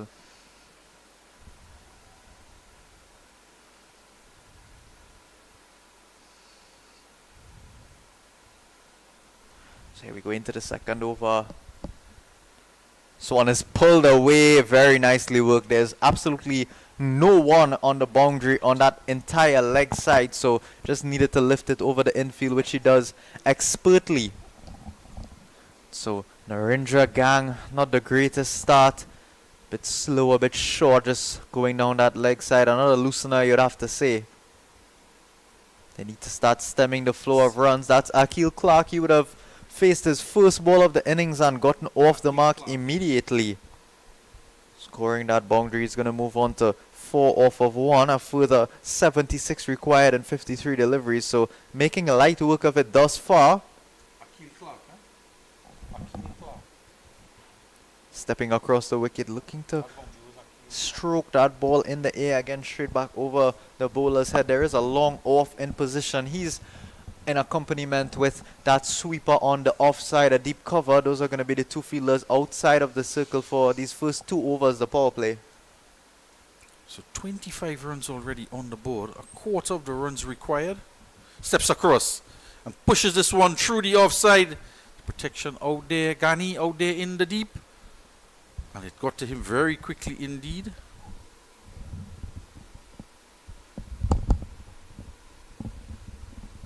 It's a very picturesque setting out here at Balmain. And they're looking just to roll over the opposition very quickly here. 26 for 1. 1.3 overs gone. And the Allstars Sports Club. And we'll see Alex Ali come back on to strike. Did some damage earlier on against the bowling of Mohammed. Would have hit those few big strokes. So let's see what he does against Narendra Gang. Would of course be looking to peg that wicket very, very early on. Take a couple quick ones. And the temperament that Alex Ali has been showing so far, been lacking in terms of temperament basically. He's been going after them from ball 1. Truly getting into that T10 spirit. See a few more shuffling going on in the field. Yeah, the captain Chedi ringing in the changes here. You want to try and pull it back. Setting the field. And there are 3 on the onside. He's continuing to make changes here, the captain. And he is going to go to short fine leg. He's moved Ram Harak to fine leg. There's a loud appeal for LBW. Was interested for a second, but not out, says the umpire. He'll signal leg byes now, so maybe just missing outside line of the off stump. So yeah, a lot of reshuffling as we see umpire Ali make his way to square leg for the lefty. More shuffling, of course, in the field as there is a switch that's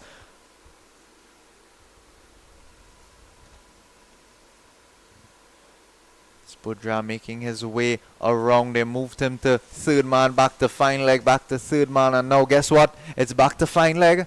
They will employ a 3rd man fielder out there. Appears to be Aryan Mohammed. Yeah, they're inside the ring. Short fine leg and short 3rd. A good take by the wicket-keeper. A wide signal by the umpire, and just as well, because had it gone past him with the short fine leg in place in that of Damien Mirage, would have gone away to the boundary. We'll have a look at the guard here of Akil Clark. He's starting almost outside the line of the leg stump with his back foot. Have a look at it there. Seems as though he's just on our wrong leg stump and stepping across. Goes across again, and smart bowling just following him down the offside. It'll be tidied up here by Mohammed. We'll wait for the umpire's signal. Yeah, seems to be run, so a bit of an outside edge there. But Akil Clark seems to be starting on our wrong leg stump and just stepping across, looking to work everything into that leg side. It's good bowling by Narendra Gang, just following him, bowling wide outside line of the off stump, refusing to come a bit straighter. So more shuffling, more consultation. Stepping down the wicket is Alex Ali. It's going to go down the leg side for a wide. They come through for a quick single. It's going to be not out. It was a direct hit. But Akil Clark had made his ground. Well, we have a look back at it. Just trying not to allow him to dictate the play. The bowler, you can see he was well in there. Trying not to let the batters get on top of him. It's not bad bowling, of course. That one was a wide.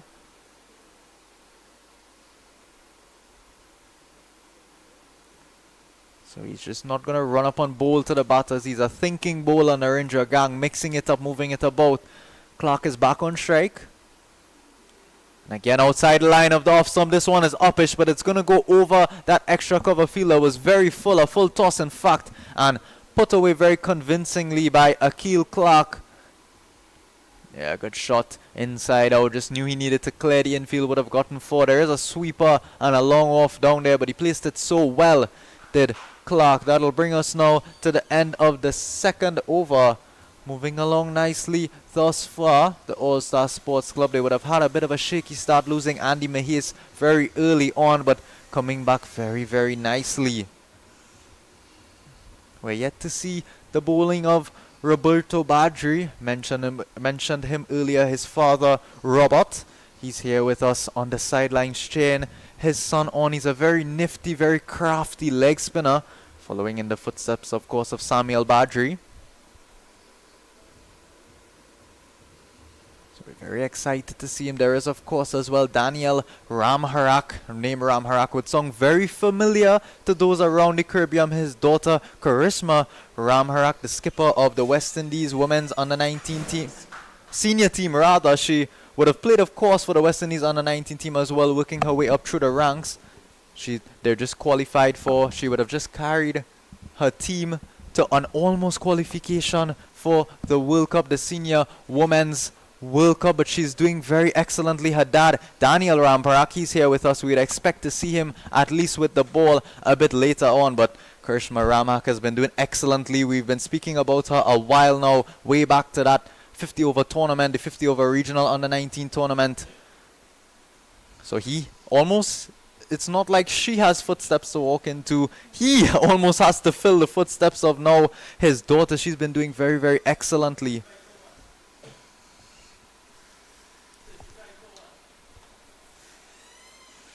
.35 for 1 after 2 overs. Just another 66 runs required off of 48 deliveries. And that first over from Aryan Mohammed proving to be very expensive.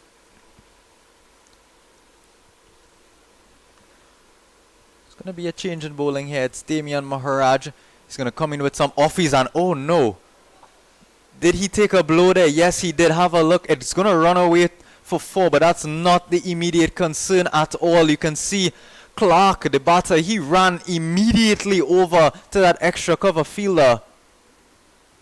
Looks like Ramarak it is. Yeah, it seemed as though the big man, he's going to shake it off. And the batsman Ali just coming over to check on him quickly. Well, have a look at this. Have a look at how hard Ali crashed this one through. He took it to the head, trying to just duck out of the way. The medical staff will make their way on to the field right now. Thank God for Caribbean Airlines employing the medics out here. They've been put to work.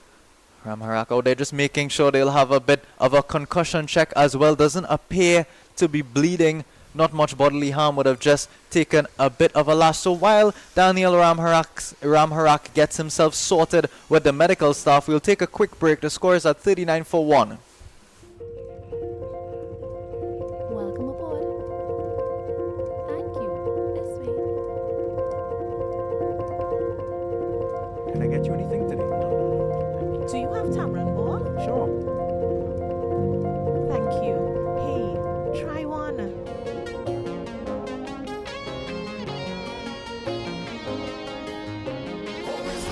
Enjoy leken damemorgen. Every one of a place that they're attached to. They beat at your heart just like a patch through.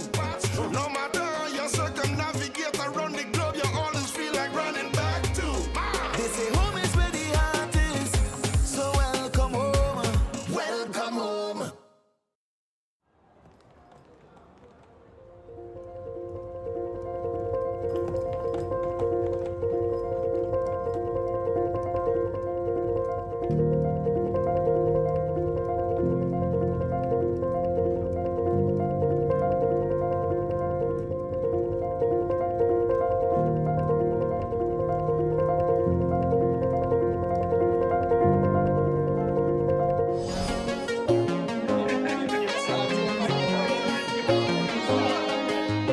Home is where the heart is. I say home is where the heart is. Every one of a place that they're attached to. They beat at your heart just like a patch through. No matter how you circumnavigate around the globe, you always feel like running back to. They say home is where the heart is. So welcome home. Welcome home. Let's go. Keep up. Come on, come on. All right. Ball is out.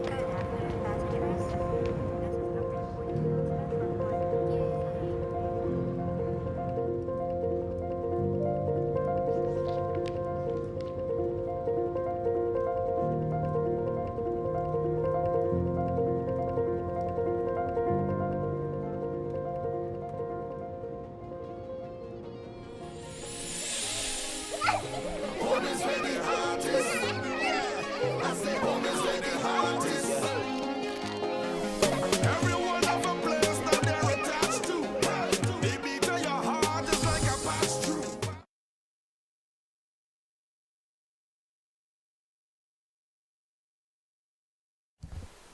So we're back here live in Hoover Balmain. We just have a look at Daniel Ramtahal making his way off of the field. On his bowled him, has he? Yep, he has. So coming straight back out, Alex Ali. He was in a demonic mood out there, was hitting absolutely everything. But right as we come back from the short break, we'll have a look at it again. Damian Maharaj striking almost immediately. Yeah, nice and full. Just crowded out Ali a bit. So yeah, just to let you know, Daniel Ramharak had to make his way off of the field. It didn't seem as though he suffered any major injuries, but of course with concussion protocol these days we always have to be careful. So he'll come off and get himself further examined by our medical staff here in Couva. It'll be Nathaniel McDavid. He will now stroll out there with the second wicket now coming on. A further 62 runs required. He seems to be okay. He got up, indicated that he was okay, stayed on the ground for about 30 seconds or so, which was quite worrying indeed. He got up, shook it off, and just indicating to the batsman that he was all right. We came across to apologize to him, and then he was going through the concussion protocols with the staff, the medical staff here, and decided to come off the field just to err on the side of caution. Just saw him down at the boundary rope there, his cap is on his head. He was clapping the dismissal as well. So, but they'll just want to maintain, keep an eye on him overnight, just to ensure that he's going to have a headache in the morning, but just to ensure that he is okay during the course of the night with such an impact. Yeah, the ball did fly all the way to the boundary for 4, so you'd have to assume he didn't take the full brunt of it, but of course it was hit so hard by Alex Ali. You'd have to hope for his sake that it was a glancing blow. Wouldn't be too bad for him, of course. We were speaking about his family earlier, Krishma Ramharak specifically. We wish them all the best, and we wish him all the best as well. We know they would be looking on. We'd provide some updates as the game goes on. Only just about 7 overs and 3 deliveries left to go. Of course, it is a T10 format, so 45 deliveries, a further 6-1 runs. When something like that happens, it puts a serious damper over the game. The cricketers out there will have to put their mind behind it and focus on the task at hand. It'll be Akil Clark. He's been doing okay out there so far. He's only faced 3 deliveries. Majority of the strike was taken up by Alex Ali, and those big blows he'll face up to Damian Mirage. So the current run rate stands at 16. Still a required run rate of 8 runs and over. 61 off of 45 needed. Flicking away, and it's going to beat that fielder in short mid wicket and run down to the boundary for 4. Well, we've been treated to some lovely touches with the feet out there. The cameraman on this occasion just trapping that ball down. We'll have a look at the shot again. It was very full, but a terrific little flick shot. Almost reminiscent of the great Brian Charles Lara finding that gap in mid-wicket. It was hit so hard, the short mid-wicket fielder had absolutely zero chance. There'll be a change in field now. That sweeper fielder that was across there on the offside, he'll now come across to a mid-wicket position. They do have a deep extra cover in position, and they will replace the sweeper on the offside with another fielder. So a very interesting field. There's a short third, a point. He's just about 3/4 way to the boundary. A short extra cover, deep extra cover on the boundary, a very straight long on. They'll now employ that wide long on, as this is very intelligently played down into that gap we just spoke about in extra cover. There was a thought about a second. You'd have to say it was on for a second there. Well, it's the oldest man on the field there, fielding at that straight long off position, Mr. Rashid Mohammed. And the ball didn't get past the 30-yard circle, so there was an opportunity to come back for a second. It wasn't to be.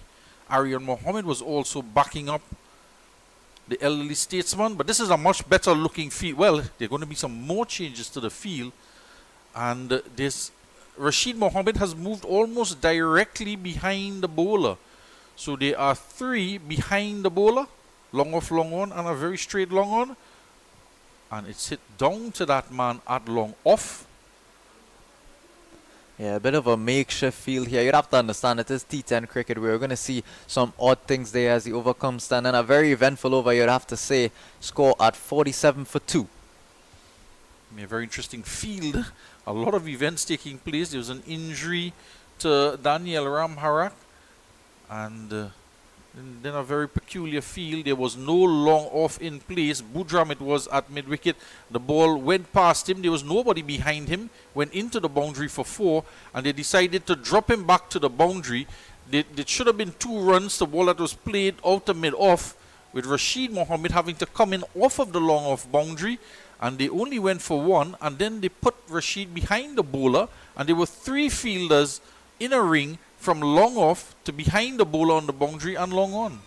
Yeah, here's the moment. If I could be a bit biased, the moment I've been waiting for, and hopefully everyone here on this ground as well. Roberto Badri is about to step up with the ball in hand. We've seen him do it at the intercall level as well as the national youth level. He's about to step up here bowling over the wicket. Of course, he's going to bowl that leg spin, very reminiscent of Samuel Badri. We saw him as well open the bowling in that T20 game for his school.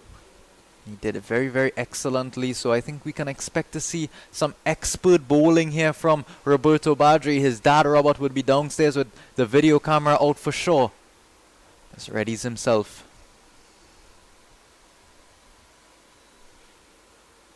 So it'll be Akil Clark to face up to the leggies of Roberto Badri. This one a bit full, a bit of footwork attempted there. Budram again. The ball seems to be following him. Did he try to stop it with his foot and almost stumbled over? Yeah, seemed to try to get his foot in the way of that. And it's tidied up there by Levi Ghani. The wicketkeeper shakes his head.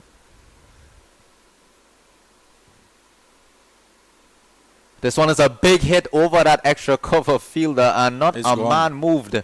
It's into the bamboo patch, Adam. Yeah, all the way for 6. Maybe a bit of commentator's curse here. Roberto Badri's a bit too full. Would do well to drag that length back a bit and keep the batter guessing. Yeah, so we tend to see leg spinners to left-handers bowl a lot of googlies, not really leg breaks, so getting them to hit against the turn. Well, he hit it with the spin. He read the googly. It cleared long off and into the bamboo patch for 4 down the hill behind the Caribbean Airlines jetpack signs. Yeah, that was a big hit there over just that long of extra cover region.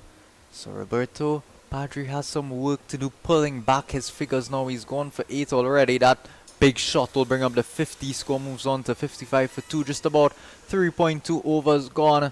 Das will just run on the field with some water as we await the return of the ball. It was hit so hard, it takes some finding, and of course, sun has fully set, yeah, so it's not going to be very easy for them to find it. We'll take a short break and return with some more action very soon. Welcome aboard. Thank you. This way. Can I get you anything today? Do you have tamarind ball? Sure. Thank you. Hey, try one.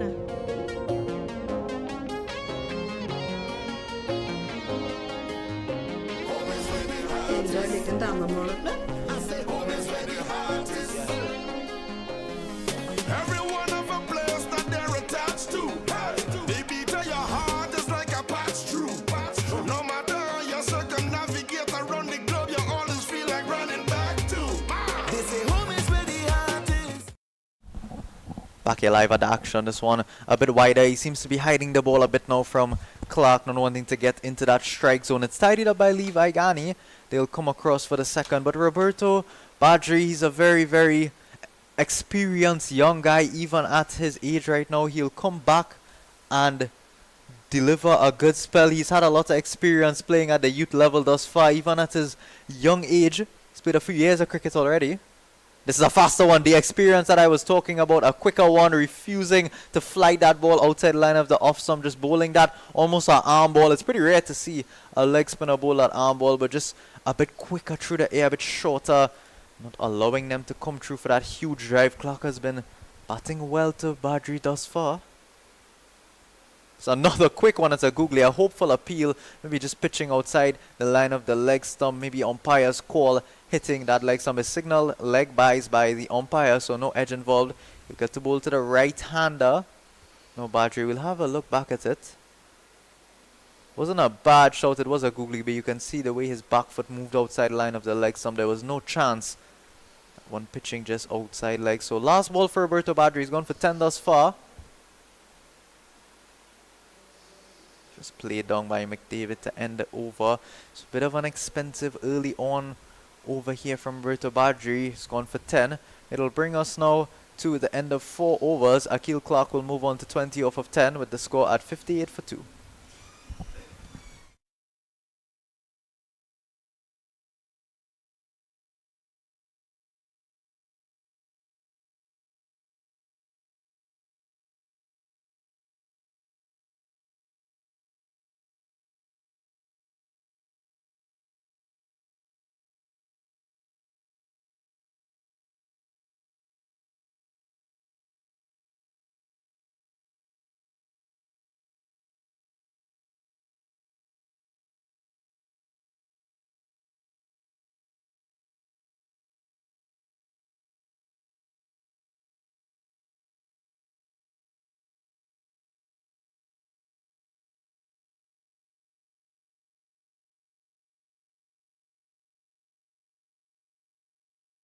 Yeah. So back here, 58 for 2, 4 overs gone, and 14.5 the current run rate. And let's see if we are going to get the same type of peculiar feel. Rashid Mohammed is not quite directly behind the bowler. And is it Damien Mirage? Yeah, he is into the attack. And so there is a very straight deep mid wicket and a very straight long on. And it's worked down past Budram. And it's worked out into the deep.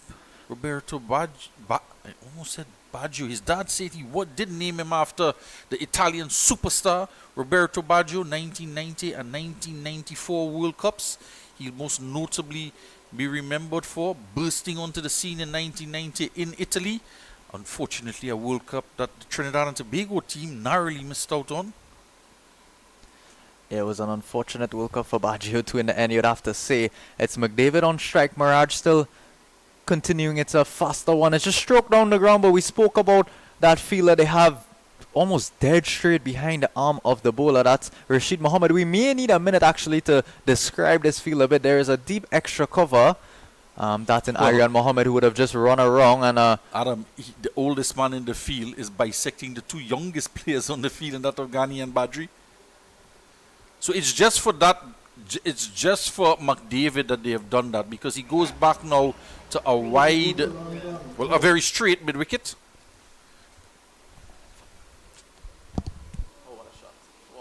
It's gone for 6.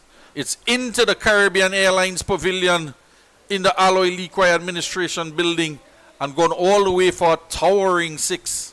yeah, we've seen some big hits already. That one there might be one of the biggest. A bit full, just cleared his body and stroked it beautifully. What a shot that is, directly back over the bowler's head. So a clinic of batting here by Akil Clark. He moves on to 27 off of 12 deliveries, just eating into this total. The score is now 66. They need a further 35 runs and 33 deliveries, so almost a run a ball required. And that ball very close to our camera as well. Below us here in the administration building. And seems the ball has gone just below the side screen in the area of the umpires. Well, it's almost a scavenger hunt is on now. We see Aryan Mohammed making his way across the aid. Rashid Mohammed down there and looking for the ball. Of course, his younger eyes would be a bit more useful, they'd have to say, in this darkness now. It's gotten pretty dark here. We, of course, have the lights on the field. It's just about 5 minutes to 7 o'clock here in Couva in Trinidad and Tobago. Seems as though they have located the ball. Will take a couple minutes. Just walking back to the field now to resume play. So yeah, Rashid to the Mohammed, yeah, getting the ball, walking back, throwing it in. The umpire is going to have a look at the ball, and he might be looking at the ball after every delivery. That last one going for 6, and you can see it take off into the sky. The red beacon light at the Atto Bolden floodlights is on to signal any aircrafts that may be flying low down. That red beacon light, and that one may have just climbed over the length of the stanchion with the floodlights here at the Alloy Liquid admin building. Came out of the night sky and touched down in the pavilion. 66 for 2. goes again. There is protection. That's young Roberto Badri out there. He's going to come across and clean that up. Akil Clark was marching down the wicket looking for that second on the overthrow. But Badri is one of the best arms in youth cricket. He's not going to mess that throw up. So again, bit of changing, a bit of reshuffling in the field. That fielder who is situated at a deep extra cover for the left-hander will now move across into a traditional long-on position for the righty. Rashid Mohammed is still almost directly behind the bowler, and there is a fielder in long off, and he's very, very close to Mohammed. And it goes to him now. It would have gone to him had it not struck the heels of Akil Clark. Come through for a quick single. He's having a word with McDavid about it.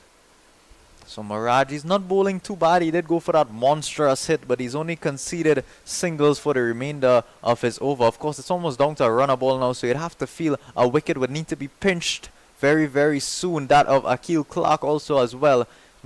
Scoring at over 2 runs a ball.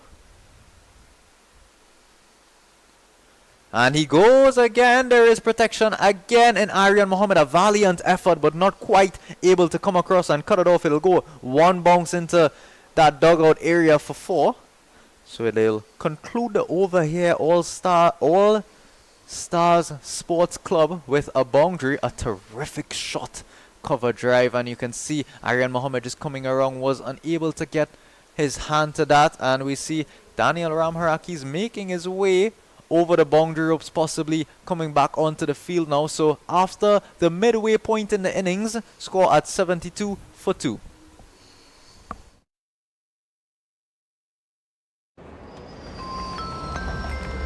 Let's go. Keep up. Come on, come on. Alright. Oh, there's our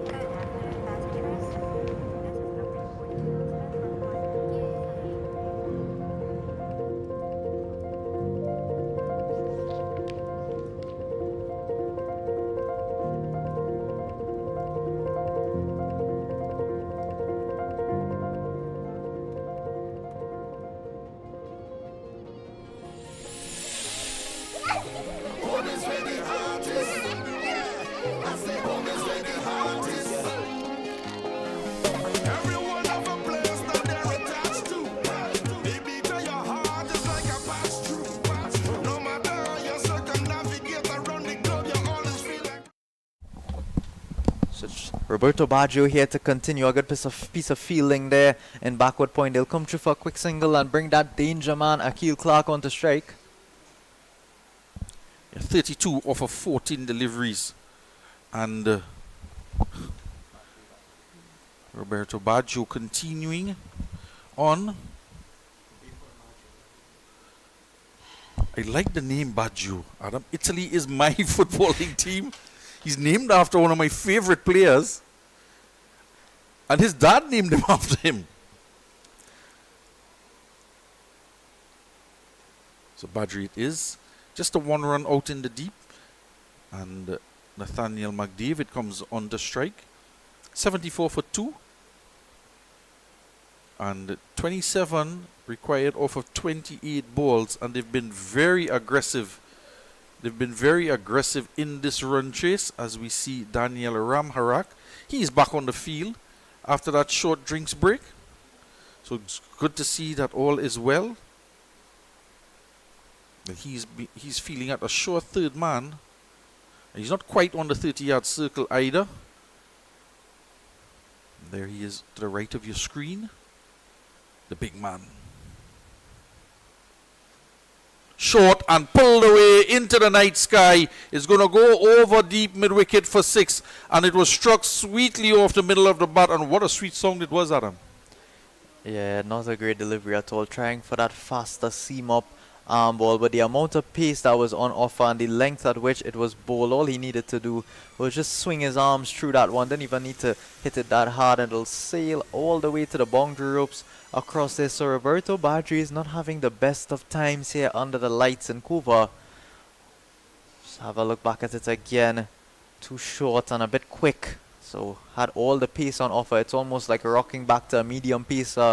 Just dispatching that over mid-wicket. The umpire, Mr. Singh, he'll call for a new ball. It seems as though that one went a bit far. They will find it, however, and trade back in now. A good piece of work down there in the darkness. Appears to be. It's a close examination from the umpire. Just checking on the ball. And it's a different prospect here at the higher level. That's well bowled, a bit flighted now. It seems as though Roberto Baggio, of course, the leg spin is notoriously a bit expensive sometimes, especially in the shorter form of the game. Of course, the likes of Rashid Khan and Adil Rashid would beg to differ. But it seems as though he wasn't quite confident enough to get that ball moving above the eye line of the batter and just dipping and experimenting with his googly, his flipper, and the traditional leg spinner.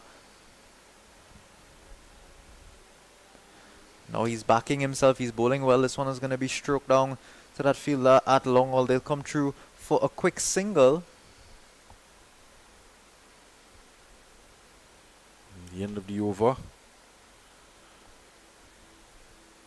As they near that target of 181 for 2 after 6. And it's going to be a steep learning curve for the young lad. You can't quite get away. 4 good balls and over. And 2 bad deliveries in a T20 format. You are going to get punished. And these are some senior players here for the All-Star club. And you just have to be careful. He did bowl quite a few good change-ups, bowling some googlies, mixing in with the leg break deliveries, but short deliveries here will be dispatched. His 2 overs going for 19 runs. Yeah, he's still young. It's a learning curve, as you said. He'll gain some more experience as he plays with some older gentlemen, some more experienced cricketers, and learn exactly what delivery to bowl when. But of course, he will have very close to his home one of the best in terms of leg spin bowling in all of the Caribbean and maybe all the world. That Samuel Badri, of course, will be able to aid him a bit in his youth as he expands his cricketing career. This is Rashid Mohammed. He's going to join us here from the south end. It's a good start. The keeper will look to execute a run, but they're quick between the wickets. That's the keeper, Akil Clark, there, joined by Nathaniel McDavid, of course. They've been out there for a few overs now. So Rashid Mohammed just looking to pace through the batting lineup of this All-Stars Sports Club with that slow, a bit loopy off spin. He'll continue over the wicket to the left-handed Akil Clark, who's now on 33 off of 16. It's going to be almost a match-winning innings thus far.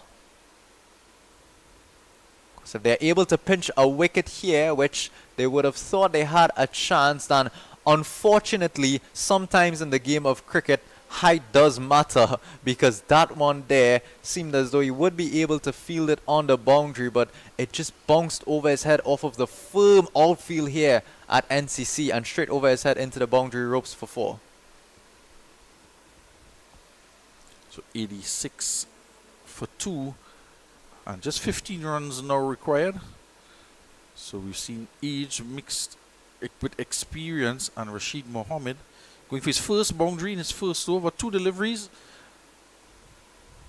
Yeah, a bit aerial on this occasion, but it's going to bounce along the ground down here to Damian Maraj, situated at that long off area. So they definitely need to pick up a couple quick wickets now, making very, very easy work of this total, the All-Stars Sports Club. So Clark moves on to 38.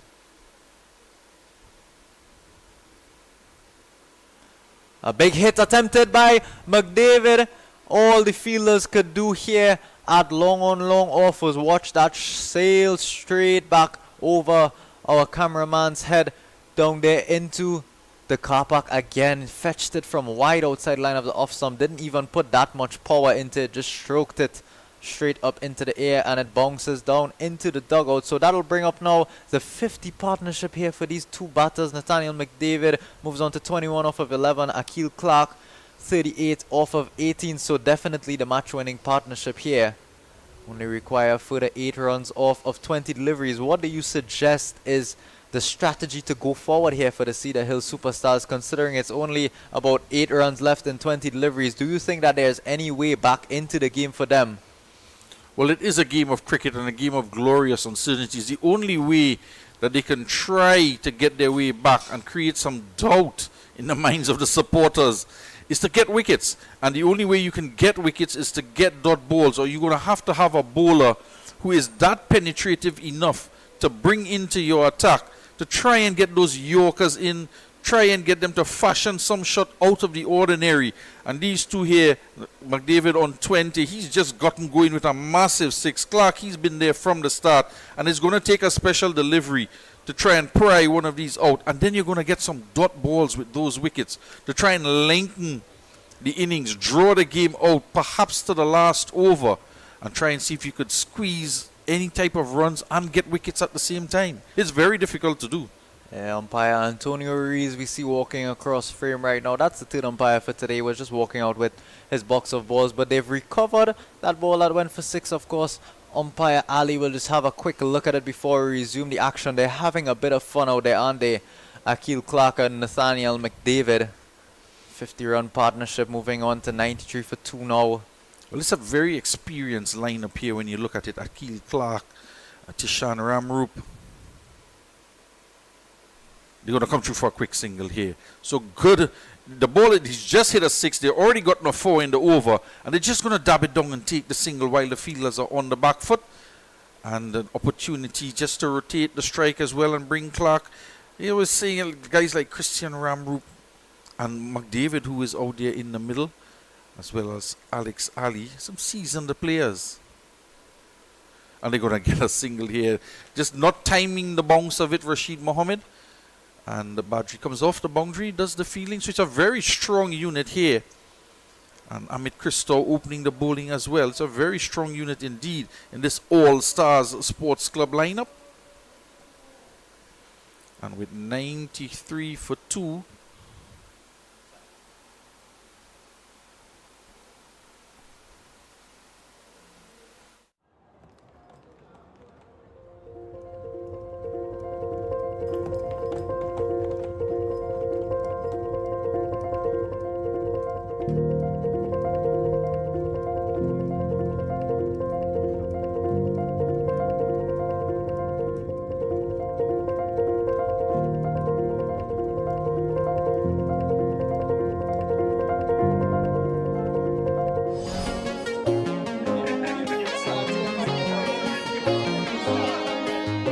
Home is where the heart is.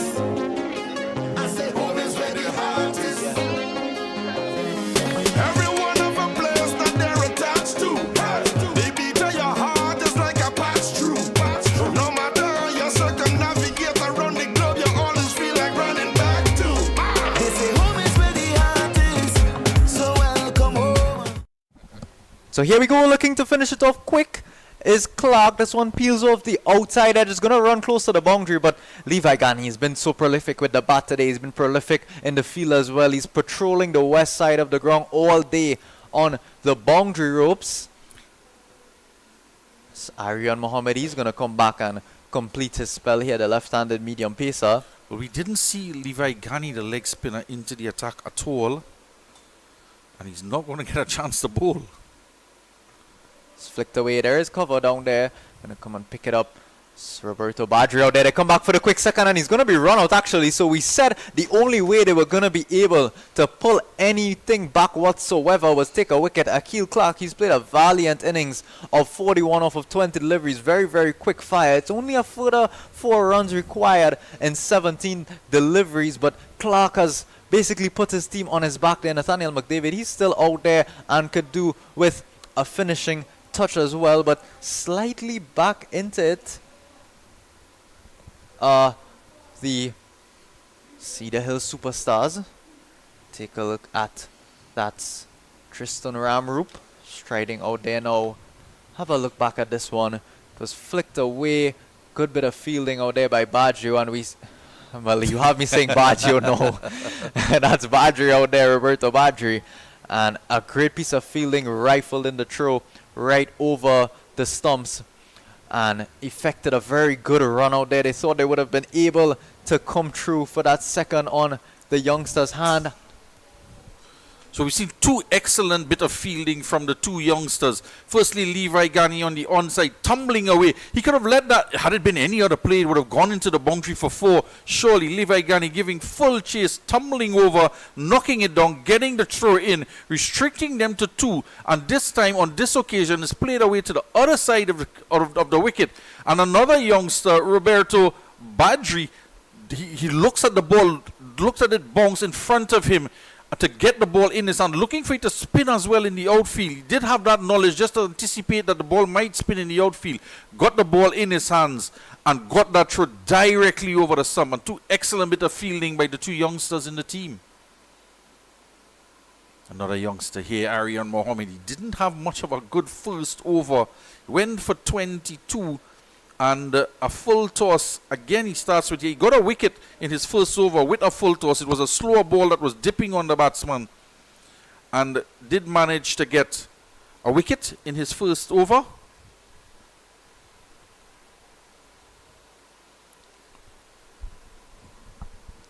So 99 for 3. And this is almost done and dusted here now.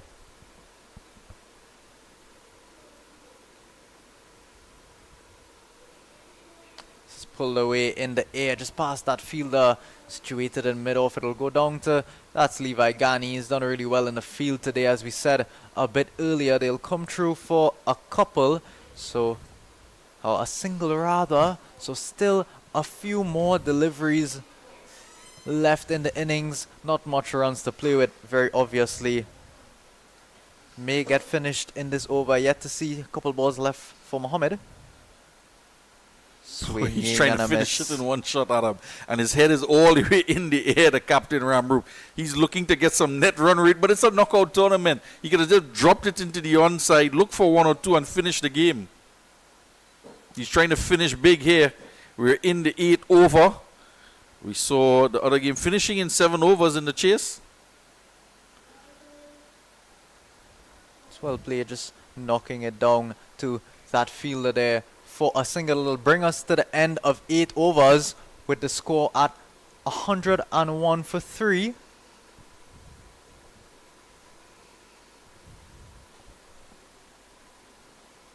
Yeah, that's the end of the game there. That is victory there with that run. And Akil Clark with 42 not out off of 21.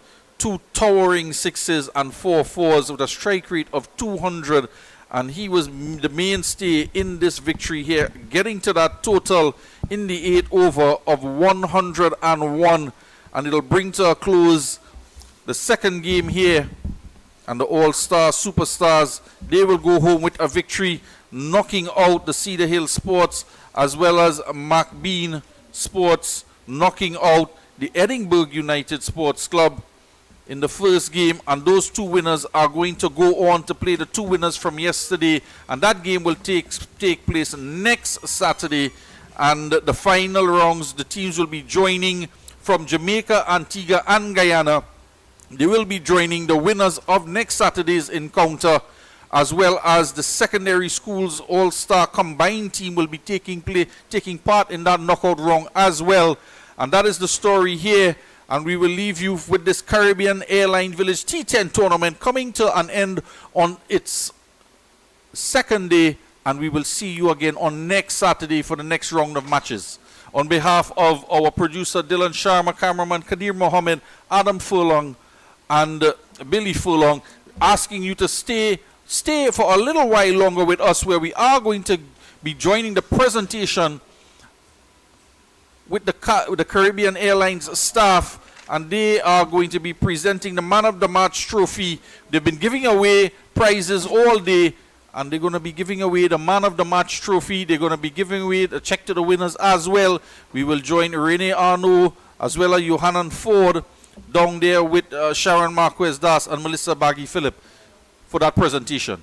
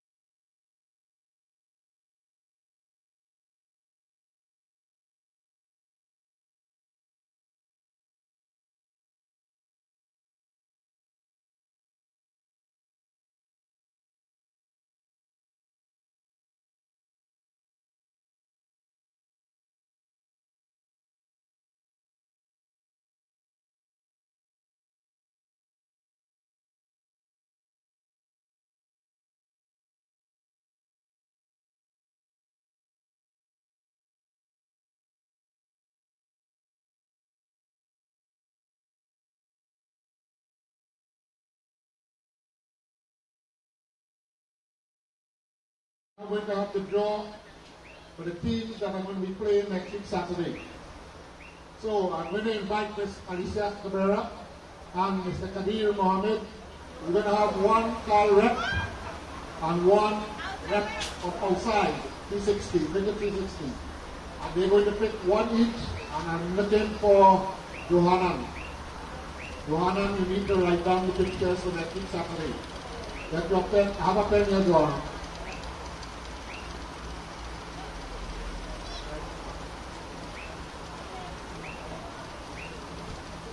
So, right?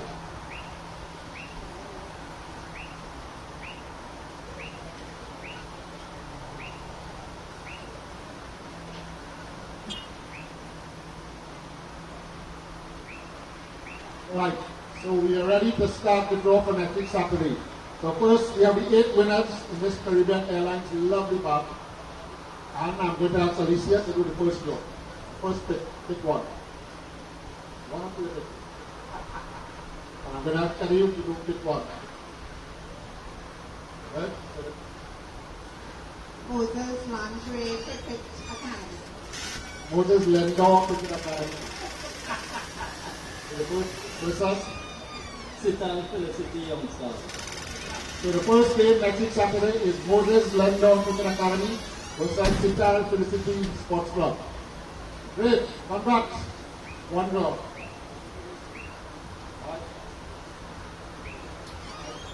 Karim to pick first now. And I now ask Alicia to pick second.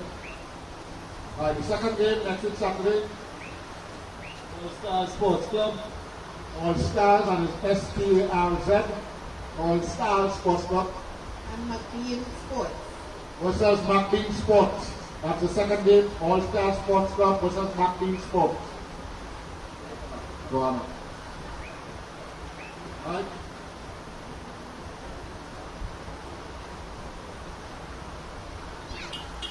Next Generation All-Stars. Next Generation All-Star. East Zone. Versus East Zone. Next Generation All-Stars versus East Zone. That's the third game. Now for our final game.